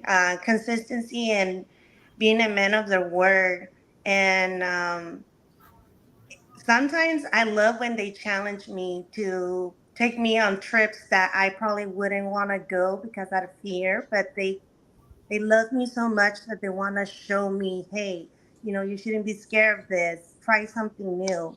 I think that's how I would feel like, okay, you're pushing me to do something I would normally not do, but here I am doing it. And then after I do the obstacle, I feel better about myself. I think that's the person I can trust to lead, someone that's going to make me better, which is really hard out there to find nowadays. Yeah. Yeah, thank you so much for sharing that, Jessica. When you said the word challenge, I just remembered the question I wanted to ask to conclude the podcast. So we all know that men, they be on their bullshit, right? We all know that, right, ladies? Yeah. Okay. But we also know that women be on their Disagree, bullshit. Will. Yeah. Men But don't lie. But we also know women will be on their bullshit. So Mhm. I want to ask you this: do you respect the guy more when you're on your bullshit and he calls you out on it and handles it respectfully in a loving way, to know that, hey, you're not gonna walk over me. So does that make an impact on your ability to trust his leadership? So when When he stands up for himself. when you're on your bullshit. Oh, I love when they speak up for themselves. Yeah, I love when they're confident enough to speak up their own mind. Because this is a man who is being honest, true with his feelings, and he's communicating with me. I love being checked. If I need to be checked and be told, hey, I don't like how you're communicating with me in this way and explaining it to me respectfully, I love that. I think that's a turn on to me. I'm like, okay. And that kind of humbles me and it makes me trust him. Okay. I respect him more. Okay, so you're like, okay, that's a better way to say it. Like, Yeah. keep getting checked. Yes, when I you're on like your- that when you're on because your I BS. know myself. I know sometimes I can push the button just to kind of see where I can go. I know myself. You're how I Latina. am. You're Latina, so Yeah, I I'm know like, you. let me test it. Let me test you. And let us know. I put him to a test first because every guy That's a is going to test want that to she show goes the cover, through. the best cover of the book. But after you start reading that book, you're like, hey, this is starting to sound more like fiction. Yeah. So, yeah, I like to test them out. Yeah, I do that. Okay. I pass it to you, Sir Beth. Yeah, when you're on your BS and the guy checks you respectfully, and I'm saying not in a toxic, disrespectful way, but he checks you in a respectful, loving way. Hey, like this is not gonna work, and he stands up for himself. Does that make you respect him and love him more? Yeah, I mean, I would hope to have a partner that we can like have that back and forth communication and it's no harm, no foul. Okay. Has that happened? I know Jessica said that happened to her before. Has that happened to you before, where I got checked you when you were like in that moment? Who, me? No, it's Sir Beth. Talking about Sir Beth. I mean, I think it's just like a growth thing, I guess. Like, I feel like I can't like particularly think of a time that I've been checked by somebody. So I think that also makes it a little bit hard to answer. So I guess like, I think the only times I've been checked are by like friends or family. So in Oh, terms of a relationship, like, oh, yeah. okay. So you were doing the check-in. I'm just joking. I probably was. Okay. He was like, Sarah Beth, you better drink that water and calm down and stop playing. He ain't never approach you like that, Sarah Beth. I saw you drinking all that damn water over there. All right, thank you so much. Pass it to you, Nisha, and then come to you, Gladys. Nisha, same thing. Did you respect the man more if he checks you on your BS? Absolutely. He does it all the time. All the time. Because, I mean, I'm an opinionated person. I told y'all from New York. I got a smart ass mouth What sometimes. borough? See, listen. Well, I gotta be Brooklyn. a borough for me to be from New York. Okay, I'm considered probably upstate because I'm not in one of the 5 boroughs. So Oh, okay. they'd be like, "You from upstate?" But yeah, like I have a smart ass mouth, and I'm sarcastic. So I appreciate the fact that he checks me. But it's funny, what Jessica was saying, like, there are times where he does say something and I don't even have nothing to come back with because I'm like, damn, he's right. Like, and I will even be like, you know what, you're right. And he'd be like, I told you I'm smart. I'd be like, yeah, you are. But I mean, I find that very attractive. Yeah. I know that a lot of men will probably be like, that's toxic as fuck. Now there's a difference. When I was younger, I was the girl, I was dramatic. I was the girl that would get out the car, slam the door, make you chase me, because I'm mad. I was dramatic, and Hell no. yeah, I was that girl. I'll admit it. I get that girl. I was that girl. I was the girl that, And this is when I like first got married, and he was not yelling, not screaming or nothing, and I wanted to yell and scream and da da da da da and do all this and and I had to grow up because like my man now, hell no, he would not put up with that shit. He would, I don't know who, he literally would look at me and say, I don't know who the hell you think you're talking to, in that tone, just like that. But I appreciate him checking me. And honestly, when I know some people men would look at that and say, well, that challenge, like, why do you want that challenge? You have to be able to assert yourself as a man. And oftentimes in those moments, that is you asserting yourself. We get to see it sometimes, but we're living everyday regular lives, mundane lives, going to the restaurant. We're doing regular stuff. So we're not seeing you at work when maybe you're taking charge. So when you're home with us, that's when we're seeing it. That's when we're seeing no, we're not going to do that. Or you need to, you've said enough, or you're going too far. So, we do need to see it in that way. I like it. I love it. It makes me feel like my man. I love it. My man. That's how I be feeling. I love it. I don't act up on purpose. But I'm just saying. I love how I caught that. She's like, look, I pushed some buttons to see. That could lead to other things, if you know what I'm saying. Let's take this back there. You know what I'm saying? I love how Nisha said when she's on her PS, but she said, I'm very opinionated. What does that have to do with being on your PS? Oh, because listen, you're telling me. It all goes together. It does. It absolutely does. Because you could be saying one thing and I just keep going and over talking. And yeah, I'm working on it. Appreciate it, Nisha. Pass it to you, Sophie. Sophie, same thing. When you do you appreciate it when your man checks you when you're in your BS, and we do respect him more. 100%. I really find it, again, like I have to learn by fucking around and find out. I really resonate with Nisha. Like I'm very feisty. I don't have to like go out of my way to play games or like test lines. Like I am kind of in that phase right now where I'm maturing emotionally. As far as like toning it down, like I will still be feisty, I will still hold my line, but I love it. I actually really just love it when my man like doesn't fight back like other men like sass me back, but it's just like that's what we're not gonna do, or like it's just like look at yourself right now, like can you have some reflection, and I was like, oh wow, like that is like kind of healthy. Like I will literally like all my anger and like that persona that I step into that's like very like it would just disappear because I see myself through a lens of like objectivity, but also like I don't want to harm my partner. Like I don't intentionally like when I get checked, it's like you're hurting me or like you could, or you're hurting yourself, and you don't want to do that, right? Like I think for me, I love it. And I encourage, I think all partners, men and women, should check each other respectfully, like when needed. Like that's a sign of love to me. It's like you love me and you want me to do better. Like that is so attractive. Like, yeah. And you can see it. You can see through my bullshit. Like, wow.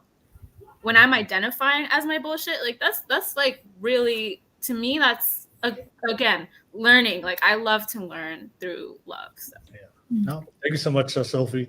Sophie said she likes to fuck around and find out. you ever seen that? You ever seen that Dave Chappelle skit that when keeping it real goes wrong? Yeah, that's my show. Yes. Be careful. I like Dave Chappelle's old skits. I don't think I remember that one. Watch the keeping it real goes wrong. Just be careful, fuck around, and find out. I will. This stuff is sounding borderline toxic about here. Y'all toxic. Like I said, I was raised in a very toxic household, and I don't want to blame it on like astrology. I don't want to blame it on I'm Latina. Like, let's just keep it to like we're ending these cycles. Like, okay, yeah, I like that. Yeah, and those cycles. All right, that's a good one to end it off with. Gladys, what's your response, Gladys? Do you respect the man more if he checks you? Well, that's the thing. I'm like trying to figure out because I was, like I said, I was raised a little different. Where like within my house, we talk, we didn't fight. You know, I would fight more outside the house. So with my experience with my partners, I've always kept it I'm very easygoing. So they didn't ever check me because we were fighting, because I didn't ever initiate anything. I didn't ever try to test the boundaries. I'm a strong believer of making them feel, having a healthy relation, making them feel safe. But for them, again, the fact that I don't show emotion or stuff like that, or because I tend to fall out back on my work, their checking for me was more like, hey, maybe you should learn how to say no and not work so much. Or when it came with my family, oh, maybe you should learn to tell your family no in situations like that. That was my checking with me. It wasn't because we were fighting or anything like that. No. It was always how I should handle myself in certain situations, work related or with friends or with work life, But in fighting, like I always just sat there. I mean, we had fights. I'm not saying we were perfect. There were fights, but I would just sit there and like, okay, I'm like, vent, do what you need to do, and then I was be like, and I'll try to communicate. But some people just can't communicate. They're pretty toxic. I think Gladys is the one person that needs a little bit of toxicity. She's got to step it up a little bit. She needs to cuss a couple people out, throw a couple of cups at them, some glass, let it shatter, and then I feel she'll be in a better place. Don't y'all think? My Am I word, off base? No. No, I like it. I could tell just from even just the way you sit, you are very easygoing. No. Yeah, but she's too nice, man. It's funny. It's like when I am like with my Stop family. being a pushover, Gladys. Step it up. Throw some cups. Is when it comes to people like trying to like with my daughter, if she's being picked on, I'm gonna go into school and I'm gonna give them an earful. Right. So that's where my strength comes. But I'm not gonna be toxic with my kid or anything. I've even with my sister. Not the kids, but like your next boyfriend or somebody. You gotta step it up, Gladys. Yeah, I guess, but like I've always been like I defend my family. I don't want to fight at home. He says slice a couple tires. He's a sweetheart.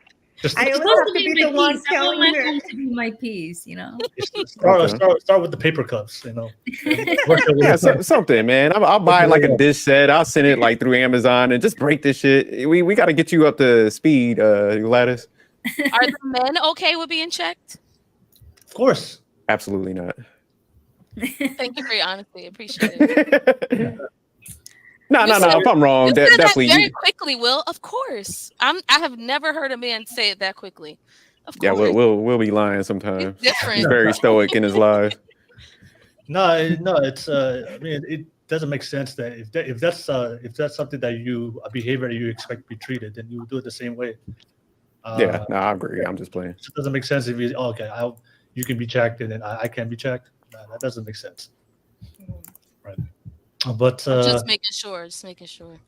Yeah, but okay, need to be balanced, huh? Yeah, but I believe that what's most important, like if you have established a deep respect for each other, I think sometimes when we talk about checking, I think it can come out very toxic because the relationship has got to a point where there's a lack of respect, and then it's broken already. But I believe that if you generally have a deep respect for each other, having arguments or solving problems and issues, it's something that you shouldn't deter you or be afraid of doing. Because sometimes I do hear online, like where I've seen content online for both men and women, like they're talking about their problems with the relationship, and sometimes in my mind, maybe say what you just said right now to your partner, why you're telling social media.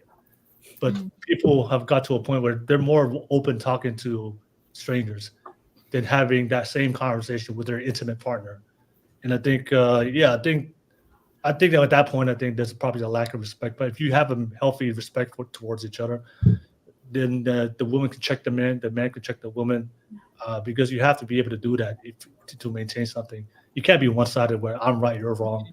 We're all gonna make mistakes. We're all flawed. Yeah. So it's if you want the relationship to progress, it's necessary. It's a foundation. We have to be able to hold each other accountable. But that's why I always have to emphasize the respect part. there's a respectful way of handling things and communicating towards each other. And I think if you have that, then you can hold each other. You can hold each other and call out each other. Now, I think with Anisha, you're sarcastic. What'd you say? Was it you, Nisha? You say you have sarcasm. Yes. Yeah. So for me, sarcastic. What else she say? So like when you're checking on my man is sarcastic too. That's the only way it works. The person I dated before, he could not stand it. You gotta be able to be sarcastic towards each other. My man is very sarcastic. Throw some humor in there. Throw some humor in there. Yes, I'm silly, so he is too. Make fun of each other. Those are things, but that's something that comes when you build a relationship. So yeah. But we've come to the end. I see it's Sage in the live chat, Prudy Wilson on the live chat. A lot of you guys came on at the end. Thank you so much. But we had a great conversation. We had a great panel tonight. Ladies, thank you so much for making the time. But I'll pass it back to you guys. What's your final thoughts from today's conversation? And what's your advice and what's your take to all the men out there who are waiving or suppressing their masculinity just so they can be with a woman? So all the things that you guys just mentioned, that you want a competent leader, you want a decisive man, you want a strong man, you want a man that checks you on your BS. All right. There's a lot of guys out there right now watching. They're afraid to do that because they're afraid that the woman might walk away or might leave him. So what's your final take and what's your message to all those guys out there that are afraid to do that to their relationship? Let me start with you, Jessica. Well, I think if you're afraid, then you're in the wrong relationship. You shouldn't be afraid to communicate, period. You should be comfortable enough to talk to the person, hey, I feel this way. And if you want to be masculine leader, you have to have that confidence and trust in yourself as a person or as a man, that if you're coming to your woman with respect, you should not be afraid. And if she walks away, guess what? She was never the one for you, period. It's very simple. Okay. Thank you so much. Jessica, I'll pass it to you. Sophie, what's your final thoughts? How can they find you? And what's your message to all those guys out there just afraid to fuck around and find out? Right. Well, I think stoicism, like I think a lot of you guys were talking about it in the chat. And I think that it's pretty like a decent thing to like look into. I think I even saw someone say that there's like healthy versus toxic stoicism. So I don't know. I feel like y'all already know what to do. I feel like really like just not just like it's something you build within, but it's also like something as we've like randomly uncovered in this chat is like, yeah, like being products or like children of like single mothers, it can like leave us with like these strange connections to like gender and roles as we grow into relationships or like love. And so I think just like community, like leaning into like community, like having like these types of conversations like right now, I think that can be really helpful like as you go into dating and just learning that, yes, like there are certain traditions, right? Like the Stoic tradition or just like da-da-da. And there's other traditions that, as we'll put it, like it's like keep the good and let go of the bad, right? Like with our parents and role models. So yeah, that's my advice is like, just go into it. You don't have to extend, you don't have to change who you are because that's the worst thing you can do, I think, for when you're like single and lonely is you're not going to attract someone on your level if you're like really insecure in yourself. So just, yeah, that's my advice. And you can find me at Disassociating. I can change my name to my handle, but yeah. All right. Thank you so much, Sophie. Pass it to you, Nisha. Nisha, thank you for jumping on. What's your final thoughts and message to all the guys out there? I'll start with the tip. You can follow me on TikTok. That's where I'm at the most. Friends call me Niche. That's my handle on there. I really enjoyed this conversation. I would say, kind of piggybacking off of what Jessica said, I feel like you are going to attract the right person. I don't feel like you should abandon who you are to fit the mold of somebody else, period. Whether you're a man or a woman. Men need to be masculine and women need to be feminine. Period. So Yes. don't abandon something that is your innate nature. You are, as a man, you are innately masculine. Lean into that. If you're not sure what it is, I'm not going to say get on the podcast, but try to find a community of men that are doing what you want to do. If maybe you're saying like, I don't know what to do, like maybe you need to find a community of men that are, where you want to be. Men that are, if you want to be married, maybe start hanging around men that are married, that you see that are masculine, that are living the life that you want to live. If you're a woman who's in your masculine and you want to be more feminine, start hanging around women that are married and do operate in their feminine better. But I don't think you should abandon something that's innately who you are in order to fulfill the role, because who eventually the mask is going to come off and who you really are is going to show up, and that person is not going to be able to tolerate who you present. They're going to be like, and that's exactly what happened to me. So it was like, after a while, it's just like, who are you kidding? If you want this to be a long-term relationship, you need to be who you are without the mask and work on yourself so that you can show up as the best version of yourself. Both people. That responsibility shouldn't just fall on the man. That should fall on the woman as well. You expect him to be emotionally intelligent, you be emotionally intelligent. If you expect him to be kind and caring, you be kind and caring. If you expect him to show up in his masculine, give him the space to do it. If he's expecting you to be in your feminine, figure it out so that you're not flowing in your masculine, trying to trample on each other's roles and the things that you're supposed to do. So All right. that's what I say. No Are you worries. laughing at me, Jessica? Yes, I love that. She does. She's like, I'm like, she's so strong on her masculine side. I try to be soft. I just Thank you so much. tomboy. Thank you so much, Anisha. I'll pass it to you, Gladys. Final thoughts, and how can they find you? For me, I have to agree with Nisha. I feel like a lot of people, women are made to be feminine, guys masculine, and I think you need to stick to that. It really helps. I don't think a guy should waive their masculinity. If anything, if you're doing that for a woman, that's probably not the right woman for you, because you're having to change yourself just to keep her. And not just that, but you're changing yourself to keep her when women like us are looking for men like you. Like, stay in your masculinity. It's attractive. It's something we want, and a lot of us, we're living in our masculinity because guys are waiving that. And I know it's really hard, like Jessica says, like for us, it's really, that's why I got on a dating app. I was, let me see if I find someone my age, maybe around the same, has the same kind of like work ethics as I do. And I'm learning even in there that some guys are just, they're very intimidated by a woman. And I had to tell a guy, like, I'm wanting to be feminine. I'm just on here, yeah, I have a career, but that doesn't mean like I can't go into my feminine side, And I go, so it's just like, I just feel like you don't have to waive it. If you have to, then you're with the wrong girl. All right. Thank you so much, Gladys. Sarah Beth, thank you for jumping on and making the time. Good to see you. Final thoughts, and how can they find you? Thank you so much for having me. Wish I could have been here for the whole conversation. I think the last two questions or so for me, what's just popped into my head is that TikTok sound that goes like, if you know, you know. And that very much, like, I agree with all of you guys. It's not like, if you don't think you can communicate to someone, then that's not the person, So that's, yeah, I'm on that same wave. And I don't have advice to give to men. Well, you can give your IG handle for them.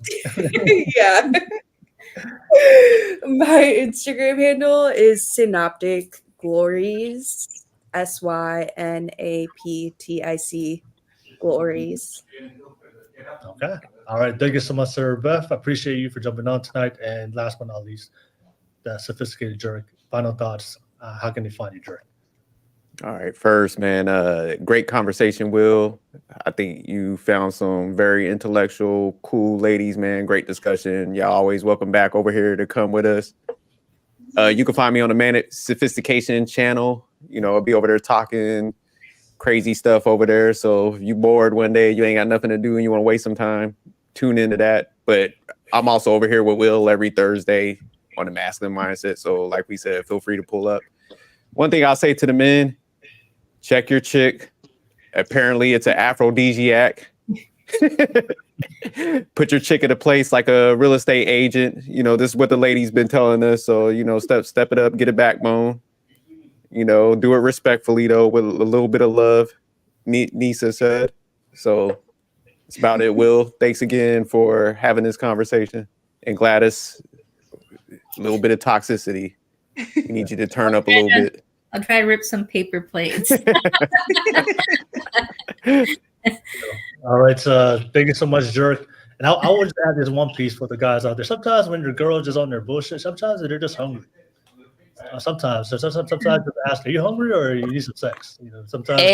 That's what I'm talking about, Will. That is the best way to stop any disagreement. Yeah, that's something. Yeah, any disagreement. That's something I've learned. So sometimes when they're on their bullshit, sometimes they're just hungry, and then maybe you just they need some love. Double H, hungry and horny. There you go. That's it. That's it. There was no argument. They were just hungry. They were just hungry. Mm-hmm. They were an empty stomach. So you just gotta ask them some questions. But Will, real quick, there was one comment from Sage. We might have to explore that topic. He was talking about average guys versus like I'll say a high level man, how they would have to lead differently. I thought that was pretty interesting. I saw that. That was a good comment too. Yeah. We might have to explore that. We might have to bring everybody back and dive into that one. Explore that one probably next week. Yeah, that's actually a good one. Good topic. Shout out to you guys, man. Was it the Sage? Yeah, it was Sage. Yeah, shout out to you, Sage. So, but yeah, thank you so much. The panel, we had a great panel, great conversation. Shout out to everybody that watched the entire stream. Don't forget to support all the panelists on tonight. And we do this every single Thursday. So see if you value the content. Smash that like and subscribe button real quick. And I do want to challenge the fellas out there because I know a lot of you guys are waving your masculinity. Hey, don't be afraid to come on and have a conversation with these ladies. I always challenge you guys. A lot of you guys talk a big game on the live chat, but when it comes to be on camera, to say it face to face, you guys avoid it. Avoid that conversation. So kind of want to challenge the fellas real quick on that. But ladies, Jerk, thank you for your time. You guys all have a blessed and good night. Bye, everybody. Bye. Bye. Bye, y'all.